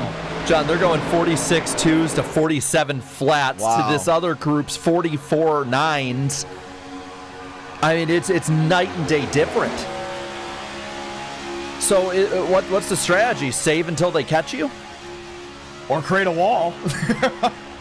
But I've never seen the NR drivers all work together to hold people back. They've held each other all back together, yes. But they don't hold individuals back. They're not very good at sharing and working together as a team. I mean, we might be able to see at the end of the backstretch if we watch this pack go by. We might be able to start to see them emerging. I mean, they're going through turns 1 and 2 now as the rest of the pack just entered turn 3. So you're not going to see the back of the pack, I don't think. No, you're already starting to see. Yeah. So they're going to start catching these cars, getting a draft off of them. These front guys have picked up the pace. Now they're going about 45 flats, 45 fives. They're still slower. And this is for $1,000, by the way. Yes. This isn't for accolades in some way, shape, or form. But you got to think about Malone. Malone, you're leading. Everyone else behind you is saving. Your scheme is beautiful, but it looks better in victory lane. Do you peel out of line and possibly catch a draft? I mean, if you do, you probably go under the yellow line and hope that you have some kind of gap to get up front. But at that point, again, they don't have to let you in. The other factor to look at, so they're 19.8 back, roughly 19 and a half seconds. This pack has spread out more. Contreras, the last one in this pack, 4 seconds behind this group. So they're going to get them. I don't know. I just trust those 5 drivers too much. It's like watching in the heyday of the 90s, Jeff Gordon, Dale Earnhardt and company pitting at the same time while all the rookies and the ones looking for their first win at the time stay out. You would bank on the group that has shown success going to pit road, having the strategy that works. All right, 18.5, 18.4. So this pack is starting to speed it up a little bit. These 5 still making up the time, but they're going to have to work quick, try and catch the back of that pack. They're roughly probably 13, 14 seconds away from catching the back half of the pack. Christian Delgado.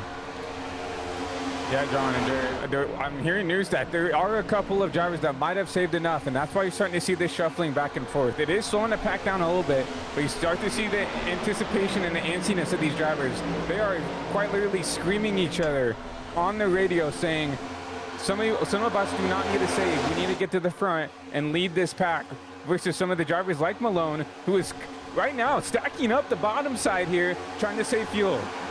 Oh, this is insane. It's energetic, tantalizing, close these drivers are with not too many laps left in the race. Oh, they're starting to get the wick up a little bit when it comes to the front. Let's see what the lap times are. This time by TCB takes the lead, 16 laps to go. What kind of lap time has he got?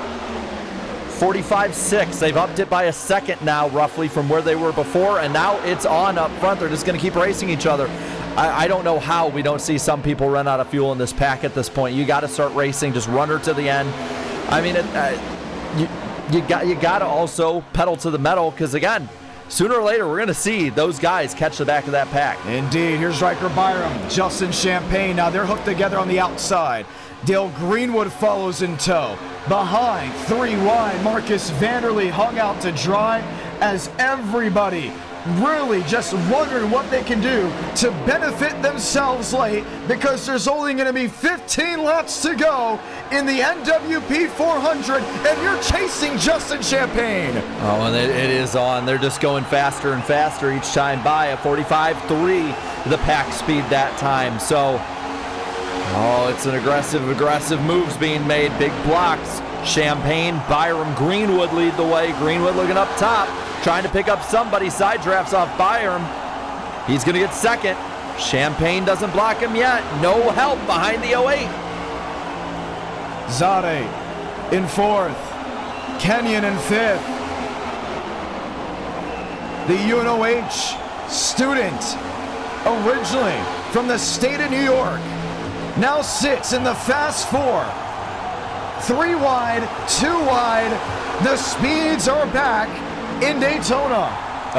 They're only running maybe a few tenths off of where they were before, and that charge that pack had on them is stalling out because it's just too close of speeds. Greenwood takes the lead, heading to the super stretch. 14 seconds of difference for Drew Jua down to the 13-second range.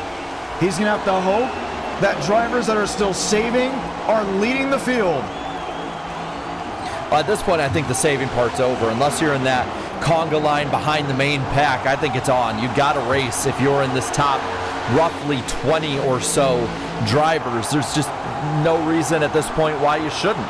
It's until otherwise, race it till the end. You guys have the track position, or you guys are able to charge up. You got 13 laps to go, and now Kevin Champagne flexes his muscle, coming up to the 3rd spot. Mac tonight, it's time. He's there trying to get a shove from the PlayStation Chevrolet, trying to get help from the Whataburger Ford. And then there's Jacob Wilkerson, who looks to be charging up a run side by side with Champagne, maybe in row 7. You got others vying for top 10 spots. Gavin Austin, Terrell Baker, Justin Champagne on the bottom. Just one car, Josh Kenyon, between he and his brother. But now top 5 are separate from the pack. Single file, could make a move. 12 laps left. They're chasing Dale Greenwood. What a story it would be if Greenwood could go to victory lane. From Oakland, California, has been a part of this channel for nearly 10 full years and has never won on its biggest stage. Does it happen tonight? It very well could. Less than 12 laps left in all e-tickets, NWP 400 or others. And on top of that, less than 12 laps for Greenwood to join that very small but great list. Lewis, Huff, right there. There goes that 53 car up top. Huff tries to block, can't do it yet. He's going to have to go back low. Riker Byram is there as well. He's watching, he's waiting. Derek Shaver, Marcus Vanderlee from Tucson, Arizona. He's peeking 3 wide. He's got Matthew G. Baker waiting in tow. The hunt continues, but there's not much left. 11 laps to go from the world center of racing. It's Chevy on Chevy with Fords and Toyota in the mix. Here comes Stone 3 wide. No help with them just yet, but they're going to have a 3rd line with some of these guys or to have any shot to make it like Burrows back there. Whole field now actually are going for it. Lap time slowing down just a tad bit again, depending on how much they jostle up, but not saving to slow them down. Greenwood still leads. They come out of turn 4. This time by will be 10 laps left. Back half may need a caution. We watch what goes on now.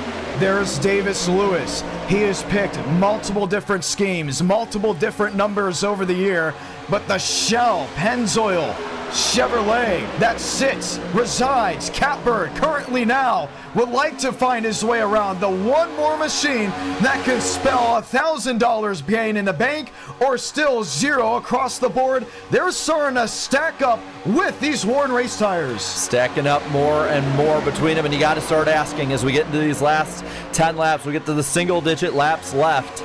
If you keep it green, how many of you are finishing this race? Greenwood still leads, double file behind him all the way back throughout the pack, through the top 25 or so. 9 to go in the NWP 400. 9 more circuits, 9 more opportunities. From the east end to the west end of the racetrack, they roll through the 31 degrees of banking. Here comes Zadate. Up there in third, help from Vanderleet, as still the arguments over positions continue from the 20s and the 30s. Can you beat Dale Greenwood down the super stretch? That might have been the smart move. Low side starting to falter a little bit. Zarate looks low, and the block is put on him by the 08. Greenwood putting on a clinic of defense so far at the last part of this run. 08, 53-1, all breaking out, heading to the line, 8 laps left. This is all you have left. 8 more remaining, and the heart racing from Greenwood. He can see the whites of Zadate's eyes. He can see the shadows from Lewis, and maybe the grin from Vanderleet as he's in the mirror up in that second groove. One on defense. The 35 remaining on the offensive. On that 08 car, he is just mere driving the rest of this way to go. Up top, Vanderleet leading the high side with Baker. And there you see that other group. They're finally on the same. Oh, no, never mind. 51 of Baker around. There they go, crashing in the pack. Caution's going to come out. Gavin Austin is in it. Champagne around. Kevin Champagne, that is. Dean Brummett involved. Finnegan Myers. And we'll have a late race restart. What a lick for the Wendy's Chevrolet. He may be out of it.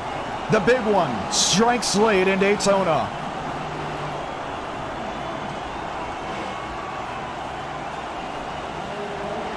The damage from the driver from Arizona as the tenure will come to a close.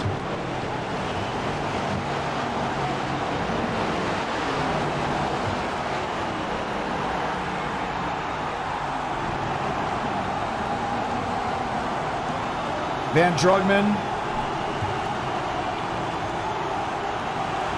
Oh, and Derek Shaver. It's over. Done as well. Cooper Glick, that was damage from earlier.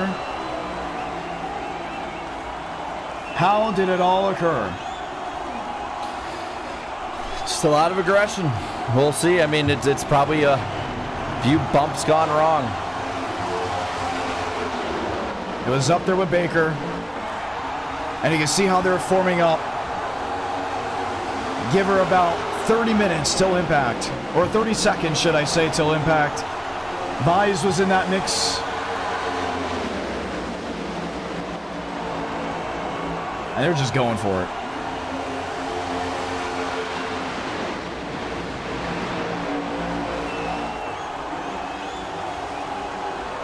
We will not be going to overtime.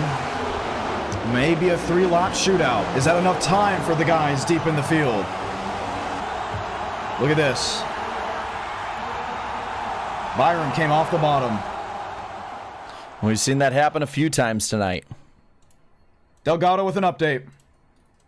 Obviously, the wreck we saw, Riker coming up a little bit, looked like the 51 of Baker came down just a little bit, but obviously it just looked like two cars meeting in the middle. But the big storyline is here. We talked about how this front pack needed a caution to, put those drivers behind, but I was looking at the lap times. Those 5 who were trying to run down the pack, they actually kind of stalled out there around that 9-10 second gap back before this caution came out. So actually, this front pack needed it to stay green. Obviously, the fuel was going to be the big question before we got this caution of whether they could have made it or not. You look at someone like Dale Greenwood. You look at Christian Zarate back there up in P2. But now we bring everybody back together here. And obviously you see that 08 down on the apron, trying to turn off that car, doing everything he can to try to make it to the end here to get his first e-ticket win here on the final e-ticket here from Daytona. Oh my goodness, we just saw Joey Stone roll his way, threading the needle. Thank you for the update, Christian. Might have to go ahead and watch that one. That was the difference maker if he ends up winning this thing. Wow, threads the needle and comes out the other end what mostly looked like unscathed. I mean, unbelievable stuff for some of these drivers to navigate through when it matters the most. Stone, if there's no one coming to pit road, will restart maybe in the 13th position. Let's see it again. Quickly in, he got more wrecks to deal with. And then off to Neverland he goes. Crunch time. In and off of the pits they go. Dale Greenwood still holding on as the race. Are they out of the pits or are they saving? No, they're saving. That's right, they're saving. I'm about to say, top 15 is from that main pack, and then you got the rest of those guys that are coming in behind them. We'll see if anybody pits, but we should probably be getting going here with 4 to go. Yeah. So we'll have 4 laps left. If a caution comes out again after that, we head to overtime.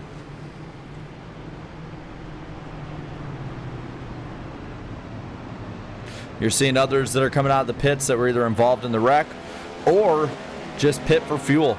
Bit the bullet. Need to just make sure they can make it to the end. Who knows how many overtimes could happen? Who knows how many could be caught up in a last lap wreck? Look at them dive to the apron. 1 to go.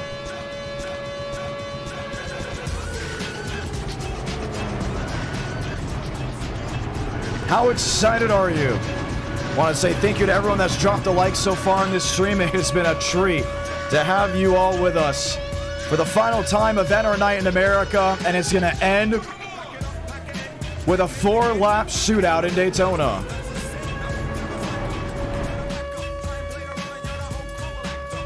Where you fire in the box is going to be so critical for Greenwood.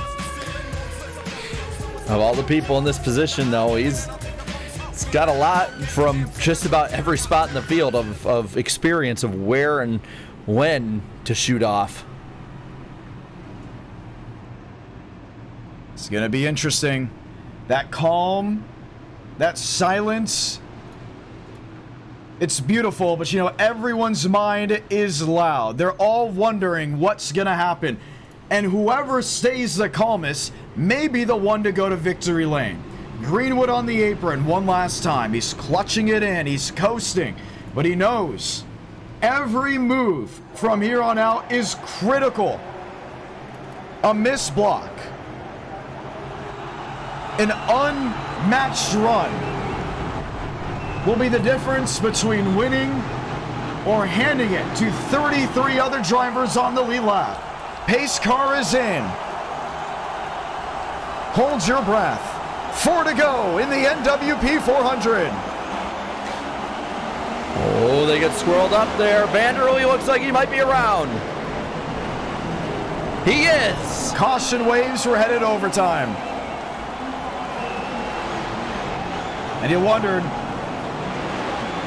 when was the lights going to be too bright for some of these drivers that have been picture perfect all night long? With that, we might have seen, it looks like, a change for the lead in that. Wow. Well, at this point, some of these guys, it's going to be really iffy on the fuel. Yeah, because now they're going to have to extend. Oh, we got Drew Jua not pleased with the lack of focus from Marcus Vanderlei on the restart. Let's watch again. Inside lane. Now he's not up to Lewis. He's trying to predict it here. Goes too early. Oh, so the 1 gets squirreled up before him, which squirrels him into the 20 or the 60.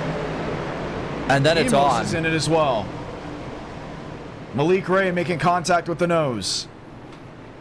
And then you see Drew Jua. These are the drivers that play the strategy right so well. It's just a stack up. Nowhere for Champagne, Drugman. And these are the drivers. You got to think about it. Why were they back there? Why were they back there? Because they played the strategy differently. Some of them overthought it. Yeah, twice. I think Drugman will be okay. I don't think the damage is that vulgar. Some of these other guys like Malone, I mean, So it'll be a 2-lap shootout. I think you're right. Greenwood may have lost the race lead. Christian Delgado is going to be getting us some information. And we'll be able to hear back on that. I guarantee you some are not pleased with what we've seen. Let's ask him. Delgado, what's going on? Obviously, there's a little bit of controversy here. Looks like maybe Zerati might have jumped the start here, which is what caused that checkup. Obviously, he fired. We were looking at it, me and Frank. It looked like he might have fired first in the box and then got on the binders and not get the black.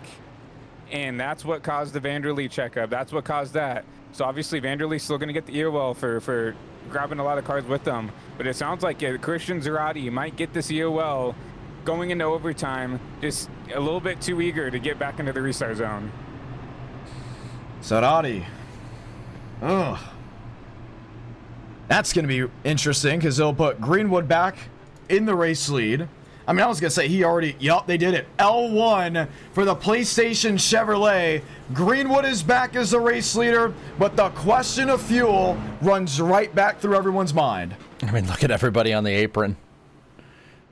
Wow. I'm sure if you go on board some of these guys, it's just silent. Let's look to pit road. Malone is in. Drew Jua is in.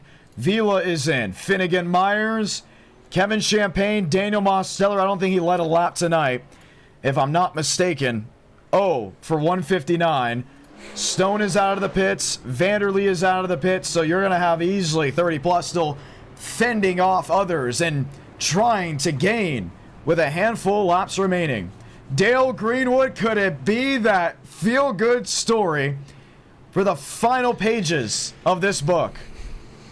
2 laps. That's all it takes. But again, these added laps were not what really any of these guys needed. So we getting back going at what, lap 161? I think so. Because 160 will hit the scheduled distance this time by. If we did not have overtime, I believe this would be it.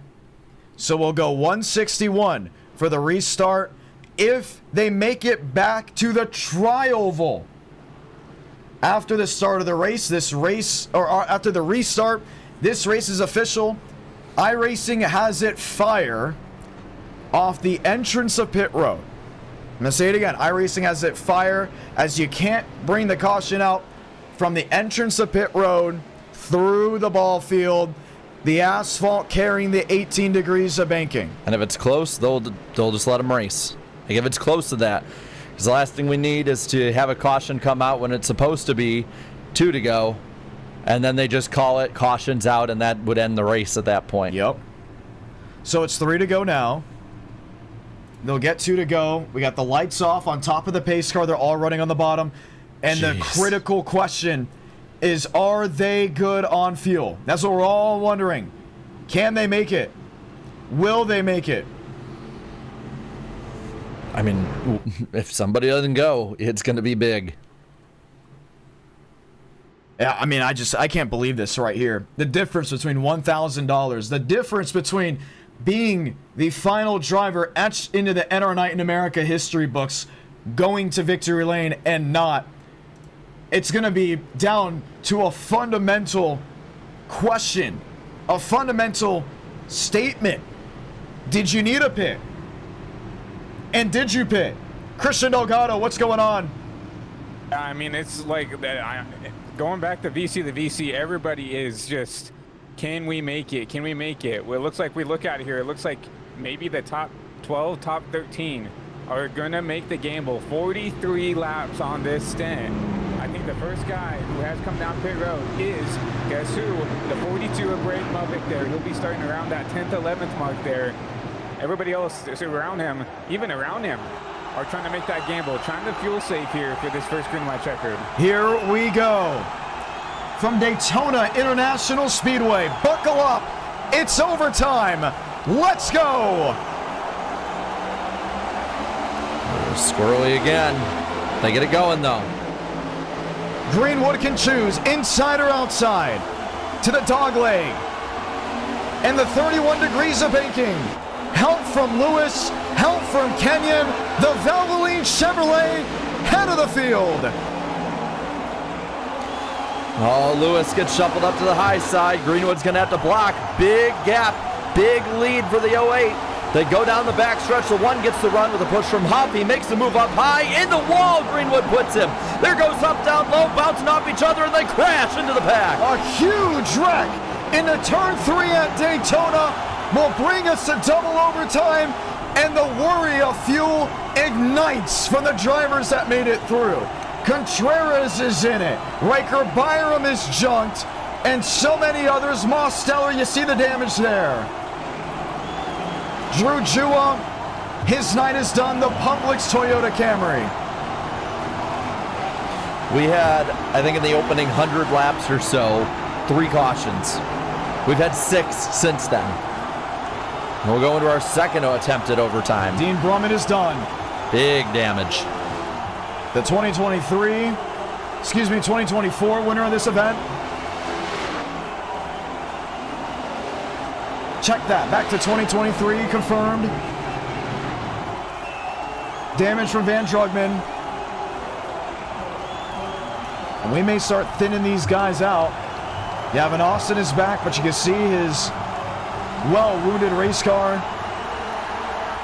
And what do we have here? Are you out of fuel, Dale Greenwood?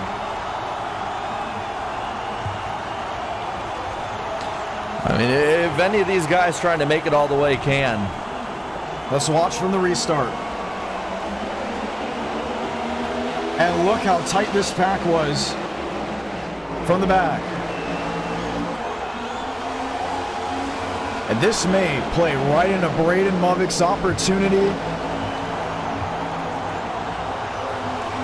that he's been chasing and wanting to buy for the first 395 miles. They were already bouncing off of each other. Nearly 4 wide. I mean, who do you blame? Looked like Van and Justin Champagne got bouncing off each other, and then it was just off. Once you have a wreck like that, basically from about 10th on back in a 30-car pack.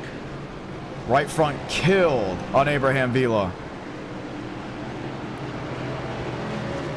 And I hate to say it again, but I saw what some of you also saw. Watch Joey Stone with an extra lifeline again. All over the back bumper. Like a little contact, but compared to some that others got, gets through safe again. My goodness. Twice tonight.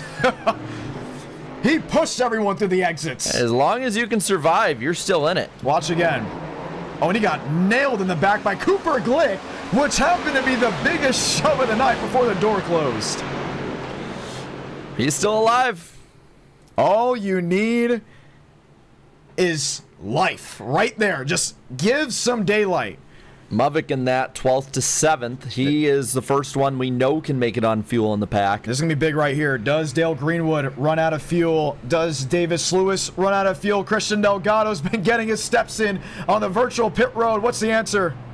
Yeah, especially now at the end of the race, everybody's lips are pretty tight of what's going on here, what fuel's going to look like. As we're not surprised to hear that, right?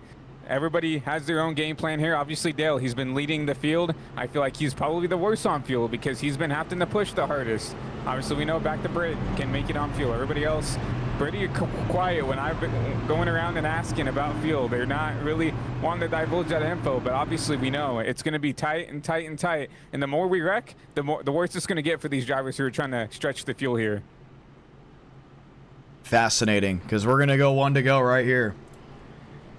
And this is when I really worry now. I think Greenwood clearly could have made it to the end on fuel if the race went green. But now Movic's in 7th, and he's going to apply the pressure with Anthony Burrows, Jackson Buys, Gavin Austin. I just don't think he has the race car, but he's about to possibly prove me wrong. Like Ray's doing it.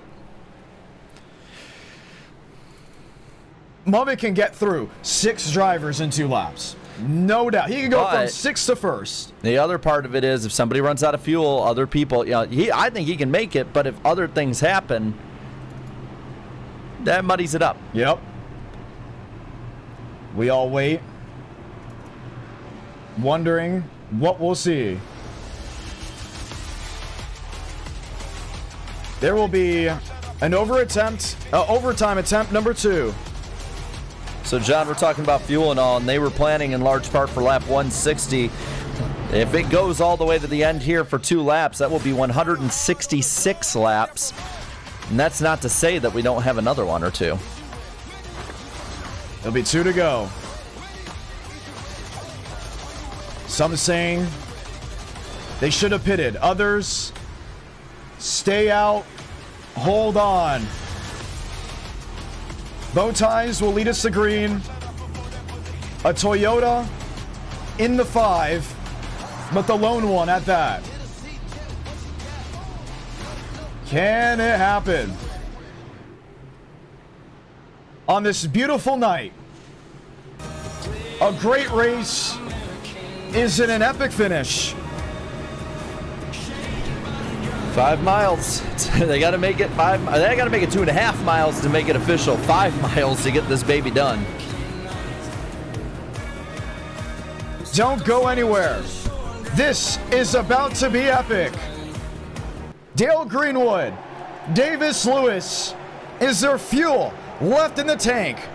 Or does Braden Movick try to gain 6 spots in 2 laps? Here we go. Greenwood fires well off and away from Huff and Lewis. Power underneath them. So far, the bottom line is blown up. He's got to go up high. Greenwood does. Does Lewis make a move? Nothing yet. They're all lined up. Lewis goes around, saves it, and now he doesn't. Another big one. Hard and into the outside wall. They stack up again. It could have been a bit of netcode when they went for the side draft. Mosteller in it again. Same with Nagels, Drugman, and the caution flag flies once more. I guess the good news is that if there's less cars, I guess there's less people that have a chance at wrecking. Yeah. Wow. Yeah, I brought up that Joey Logano Nashville deal and the 5 overtime finish of that race, and we are now over halfway to that. Yeah. Movick in 3rd, Wilkerson in 4th. And who's left? Who's left that can drive is the real question, because there's a bunch of cars out there still pacing around the Daytona International Speedway, but in race-winning contention, that's what we question. Matthew G. Baker's now 2nd, and I think Dale Greenwood is running out of opportunity. Oh, poor Greenwood. He's like, I've won this race 3 times already. I got to the finish. I got through the first overtime before the caution, the second. Now we're going to the 3rd. Unbelievable. Christian Delgado.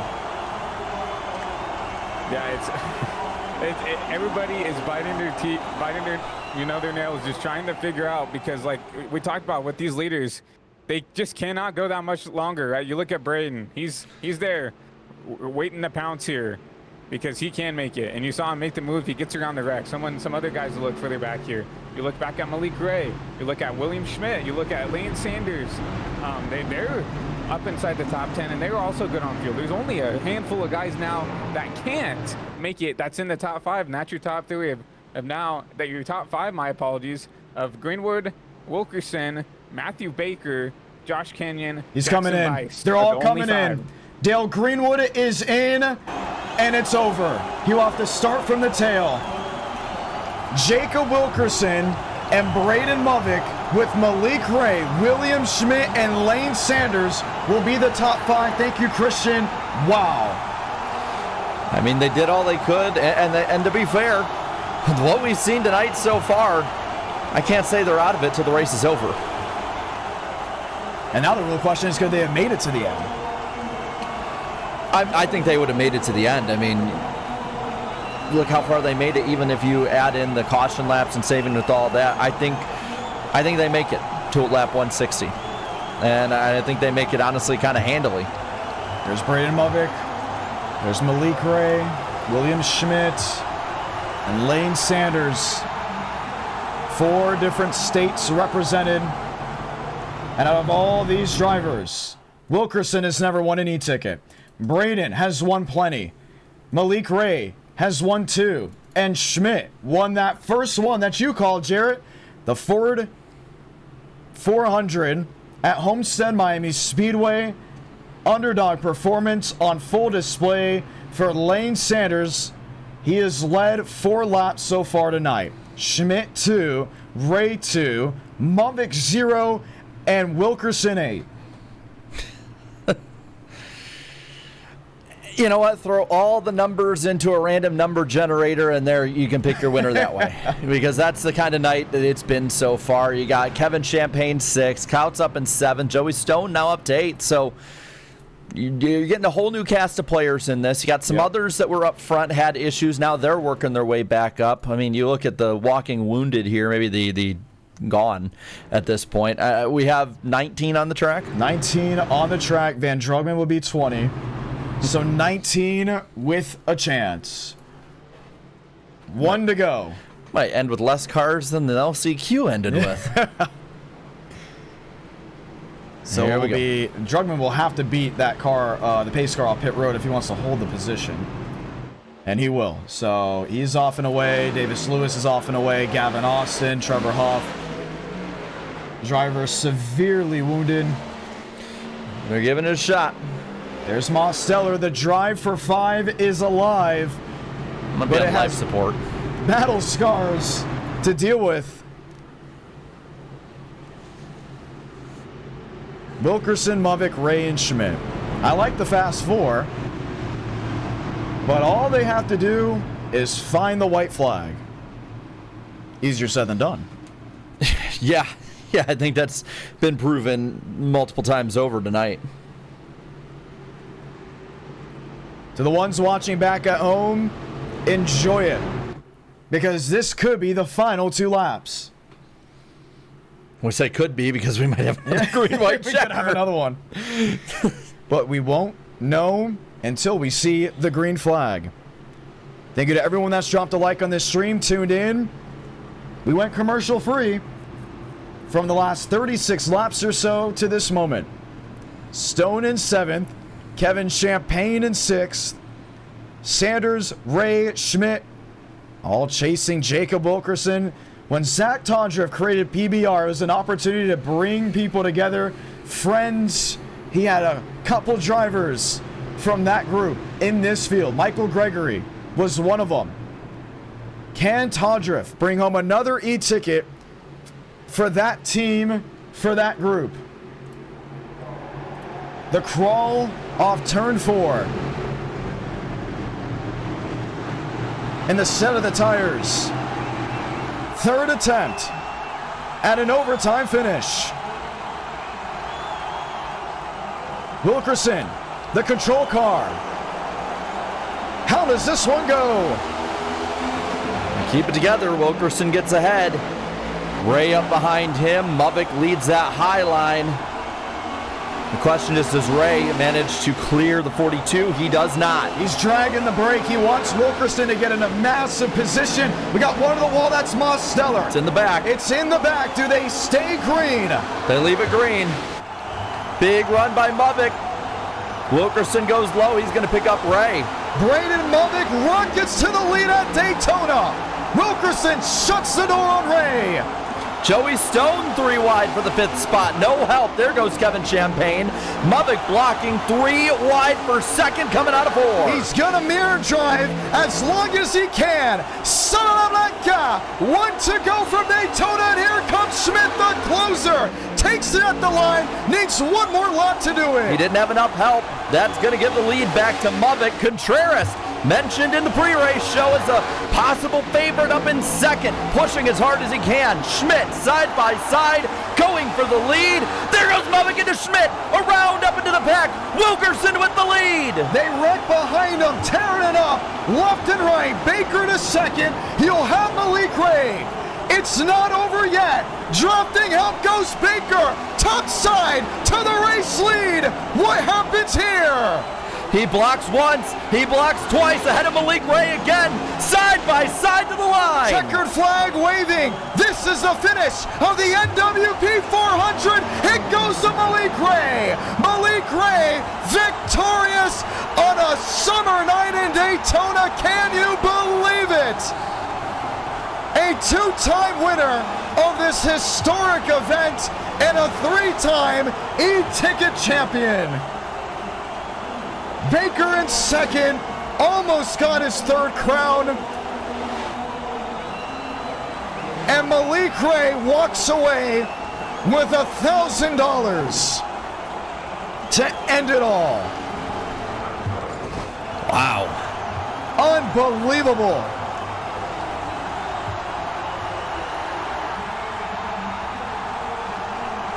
He's been the master at Daytona. And for the second time, Jacob Wilkerson has led on the last lap and doesn't go to victory lane in the process. Look at it here. They were both above the double yellow. One a shunt, one a shove. And they were shunting and blocking off turn 4, coming to the line. I mean, we'll review it again. We naturally do, but to the naked eye, it's fair. Watch this. Caught Wilkerson like he wasn't moving. Honestly, I thought the LCQ was less fair than that. I mean, you saw the double, triple block. He gets down below him. And then 25 crowds him a bit. There's a hit. It's fair. Completely fair. Racing to the line, using the muscle. Malik Ray, unbelievable. 3 e-ticket titles, all coming from Daytona. So is that the final tally? 5, 4, and 3 are the top ones. Couple of two-time winners, and of course some single-time. 4-time winner in Mosteller, 3-time in Ray, 3-time in Movic. And for those who might be wondering about yellow line, we've reiterated over and over again tonight and for years, the yellow line does not necessarily mean out of bounds. As long as you're not in the grass, you can make contact. As long as it doesn't cause a wreck, it's fair. Ray burning it down here at the front stretch. There's Baker. So close. Let's go talk to your race winner. 3, and both e-tickets this year. He went back to back. He's had 3 straight Daytona. Oh my goodness.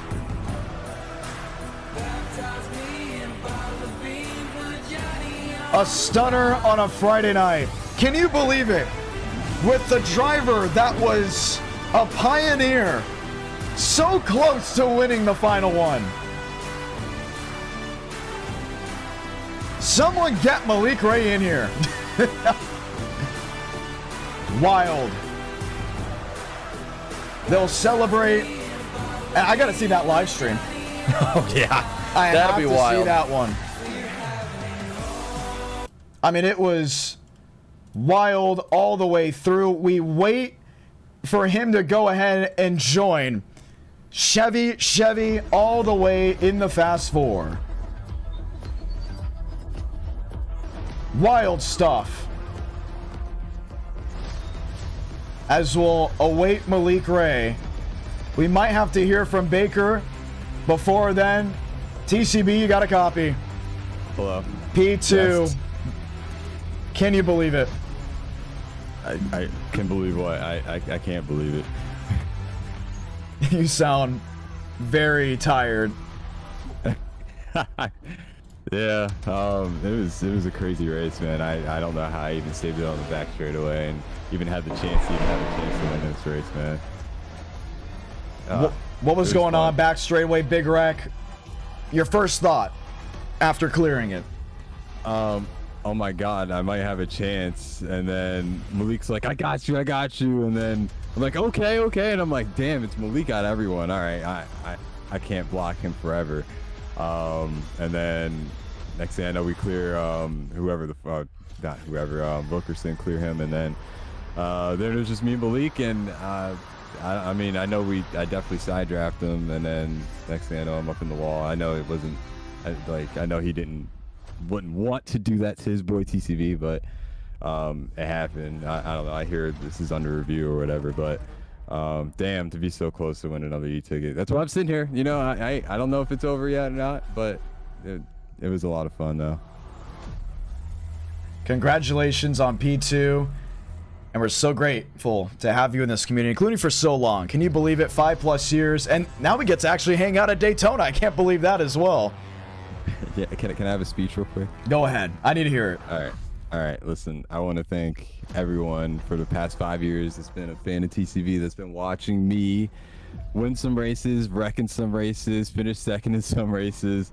Man, this is John. I want to thank you for one, man. I mean, all these events that you've been doing and all the races that you've been doing for years, man, they've been so much fun. And thankfully, I met a lot of good people through here, and I met you, and I can't wait to have a bud with you next weekend.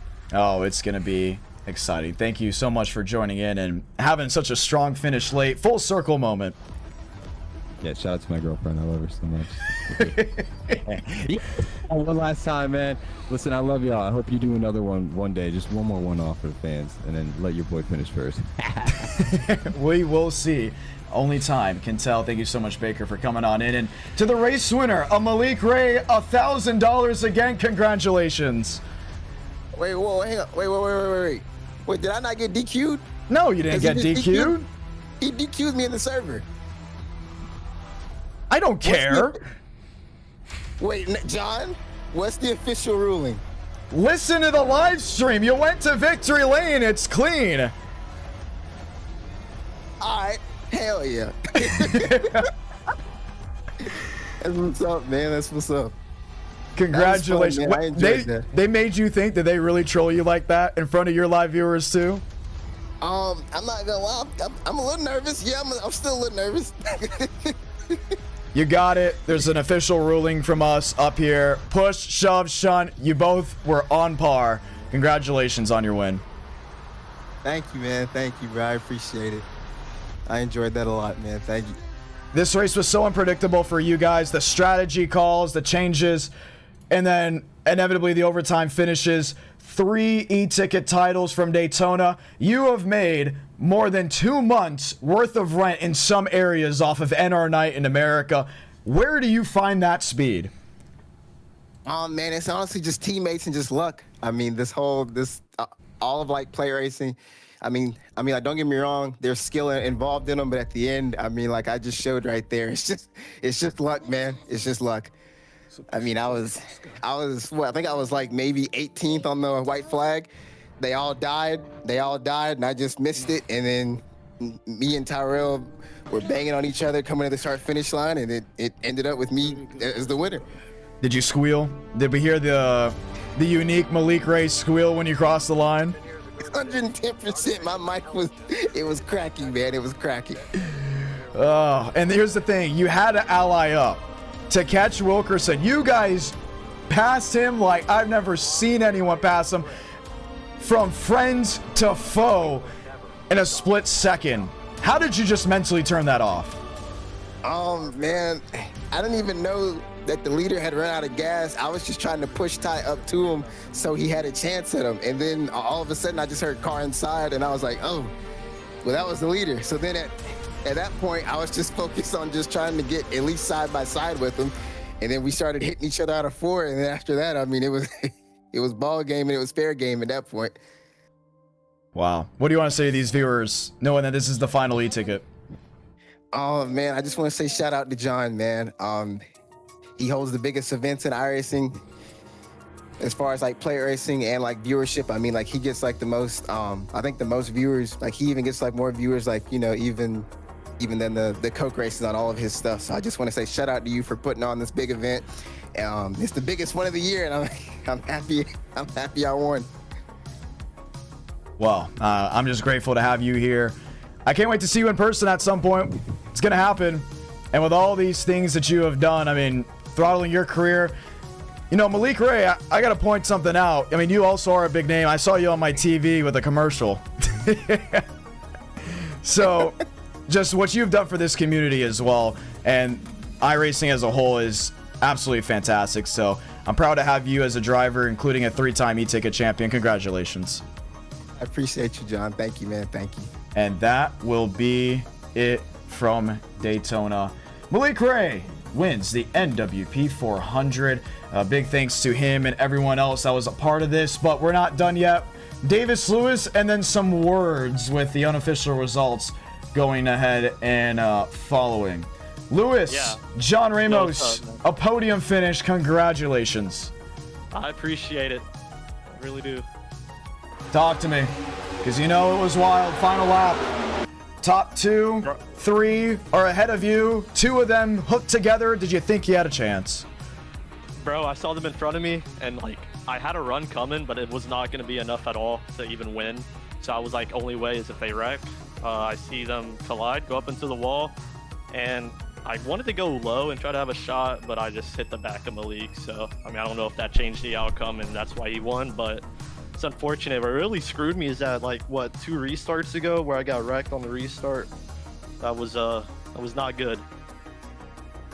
It wasn't. And then you had to come down pit road. I mean, so many of drivers were in your position, but getting through this wreck, we just watched it now. I mean, insanely close to other drivers, inches apart. Was there a point where you thought if we were just on the throttle a little bit more, it would be a different outcome? Honestly, I think in the wreck, I did lift and I tapped the brakes, or else I was probably going to hit the 92. Maybe. I mean, I just don't think I could have. I think if I stayed full throttle, I'm in the wreck. So, I mean, honestly, I don't think there's nothing else I could have done. Wild.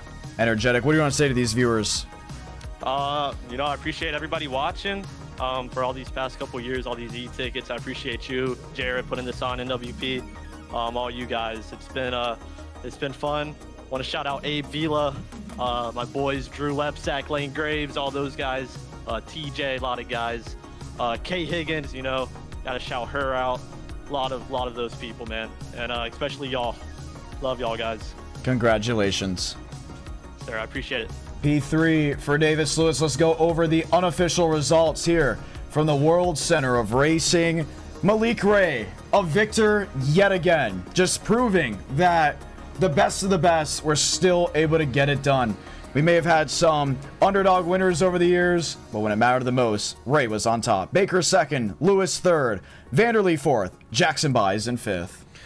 Looking at back half the top 10, Lane Sanders, Gavin Austin, Wilkerson, Cooper Glick, and Kevin Champagne rounded out. Great to see Champagne doing such a great job late in the going. Kristen Zarate in 11th. That's that jumping the restart, critical, and ended up not being in his favor. William Schmidt, Josh Kenyon, Van Trugman, and Everett Counts, the top 15. Jeff Perchatsky, Trevor Hoff, Joey Stone, Anthony Bros, and Dale Greenwood, the top 20. Back half of the field here, Baker, Mosteller, Contreras, all involved in that late wreck. Jason Hall with a yo-yo day ends up being on the wrong end of it. Braden Movick leading on the last lap, 25th. Cody Nagels, Barbagallo, Jua Myers, and Dean Brummett round out the top 30. 31st, Matt Deason. Abraham Vila. Oh, he's doing so well. Unfortunately, 32nd. Justin Champagne, 33rd.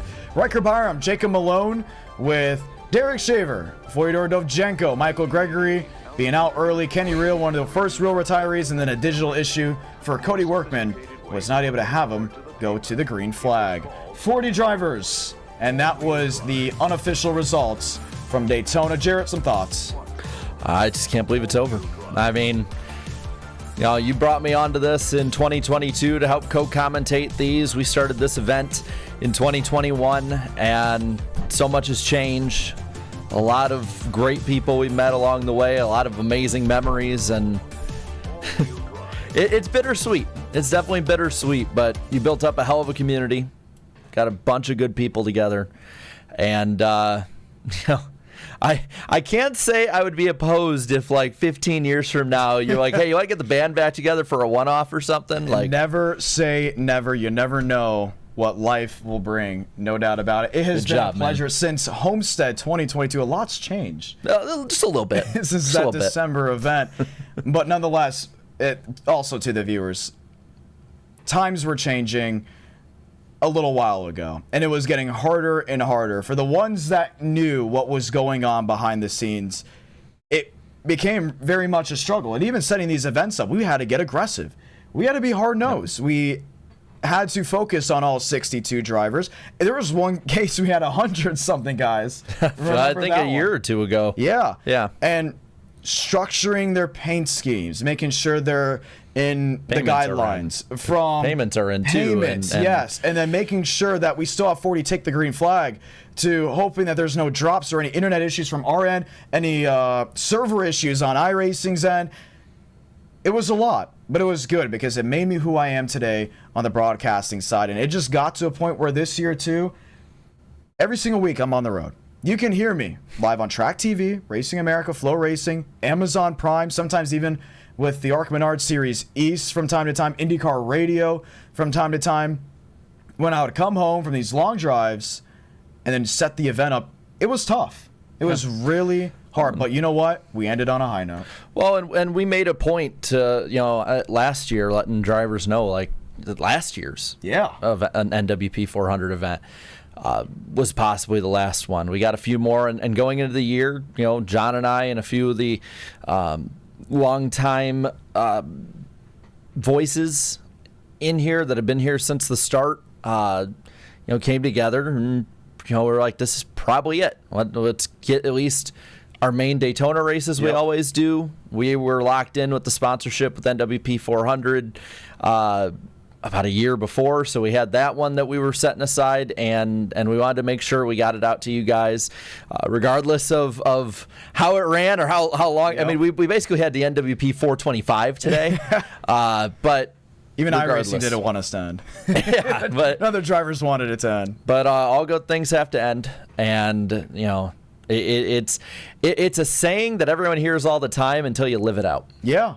And here's the thing. I want to give a shout out to the super chats from Crestjaw, from Connor, XL Hunter, Eric W, even Snappy dropping down to 5. The thing is, I'm just going to go and open up some things quickly, just between you and I, because I want you to know something that I think a lot of people don't get the luxury of getting, and that's support. Enter Night in America started in a time when I was very low in my life, like just mentally, right? And you look around at that time, I was actually fine. I was in college, I was doing what I wanted to do and I'd love to do. There was just one problem. I couldn't see 10 steps ahead, and I started getting worried. I didn't know what was going to evolve, when it was going to evolve. And honestly, even then, I didn't know Nashville, Tennessee was an option to move to. And then all of a sudden, after 1,000 attempts of an idea here and there that turned into ideas, and then 1,000 misses, because they're not failures.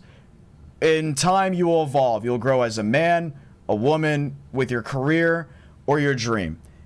One idea reminded me that I am obsessed with broadcasting and storytelling. This is my story that I'm currently telling you, and you got to see it almost every night, from a Tuesday to a Friday, even the offhands on Sundays or any time during the week. You can do it. I think we all need to tell each other that you can do it. This guy was not supposed to be a YouTuber, is now sitting a couple thousand away from 100,000 subs. I remember when he hit 1,000 in his reaction. You called me on a live stream. The YouTube channel, this one right here, was supposed to end in April of 2021. Not too many people know that. I was fully set. And then what happened? I remember you telling me that at the 500 that year. That was it. And surrounded by some bad eggs, not very motivating people, it started crowding my mind of, I can't do it. But in reality, you can do it, because we're all human, right? Everybody that has taken their first pitch in the MLB is human. Everyone that takes a green flag in the virtual world or the physical world, in Daytona, Talladega, or a short track, they're all human. You're a human. You can do it. And you know what? If you are considered delusional by others, then be delusional, because the most delusional people in the world end up making things that have an impact and then end up becoming fact. It's okay, because it may not make sense to anybody right now, but your story is being written. Our story is still being written. This chapter of my life may close, but I'm not going to judge you from a book that's not finished. And no one that is saying you can't do it should be doing the same. They don't know. Only you know. Your heart knows, your mind knows. And even if you wanted to be a sports broadcaster from living down in Miami, Florida with racing of all things, or maybe you want to do something that makes no sense to everyone watching. We have graphic designers that started with NR Night in America that are now designing trucks in real life. You watch those truck races on Friday and Saturday. You have even commentators on iRacing that have made it. I know firefighters that started their dream of wanting to be a firefighter from playing GTA role-playing games. Can you believe that? Yeah, and we know a few of them that have been in here. Same with cops. It doesn't matter how your obsession and love for what you want to do starts. It's about what you do with the opportunity. Forget what they all say and just do it. Because you get to still hear me in the future. I'm broadcasting Wednesday at Owasso Speedway for the Appalachian Sucker Punch ASA Stars National Tour live on Track TV. And multiple times this year, you were able to hear me from what I have done in person, but it wouldn't be possible if it wasn't for you. So please, go for what your dream is. And you know what? If you don't end up getting what you've wanted, at least it made you the person you've always wanted to be, because it's like that Teddy Roosevelt speech. You know what I'm talking about? I know what you're talking about. The man in the arena. There is glory in the attempt, whether it is considered victory or defeat from the naysayers. And let's be honest, there's a lot of critics out there that never had the mental capacity or the courage to do what you're going to do. So I hope you do well, and thank you so much for an amazing 5+ years of NR Night in America. My name is Jonathan Ramos. This is Jarrett Lumberg, and this has been the 2026 NWP 400. Have a great night, ladies and gentlemen.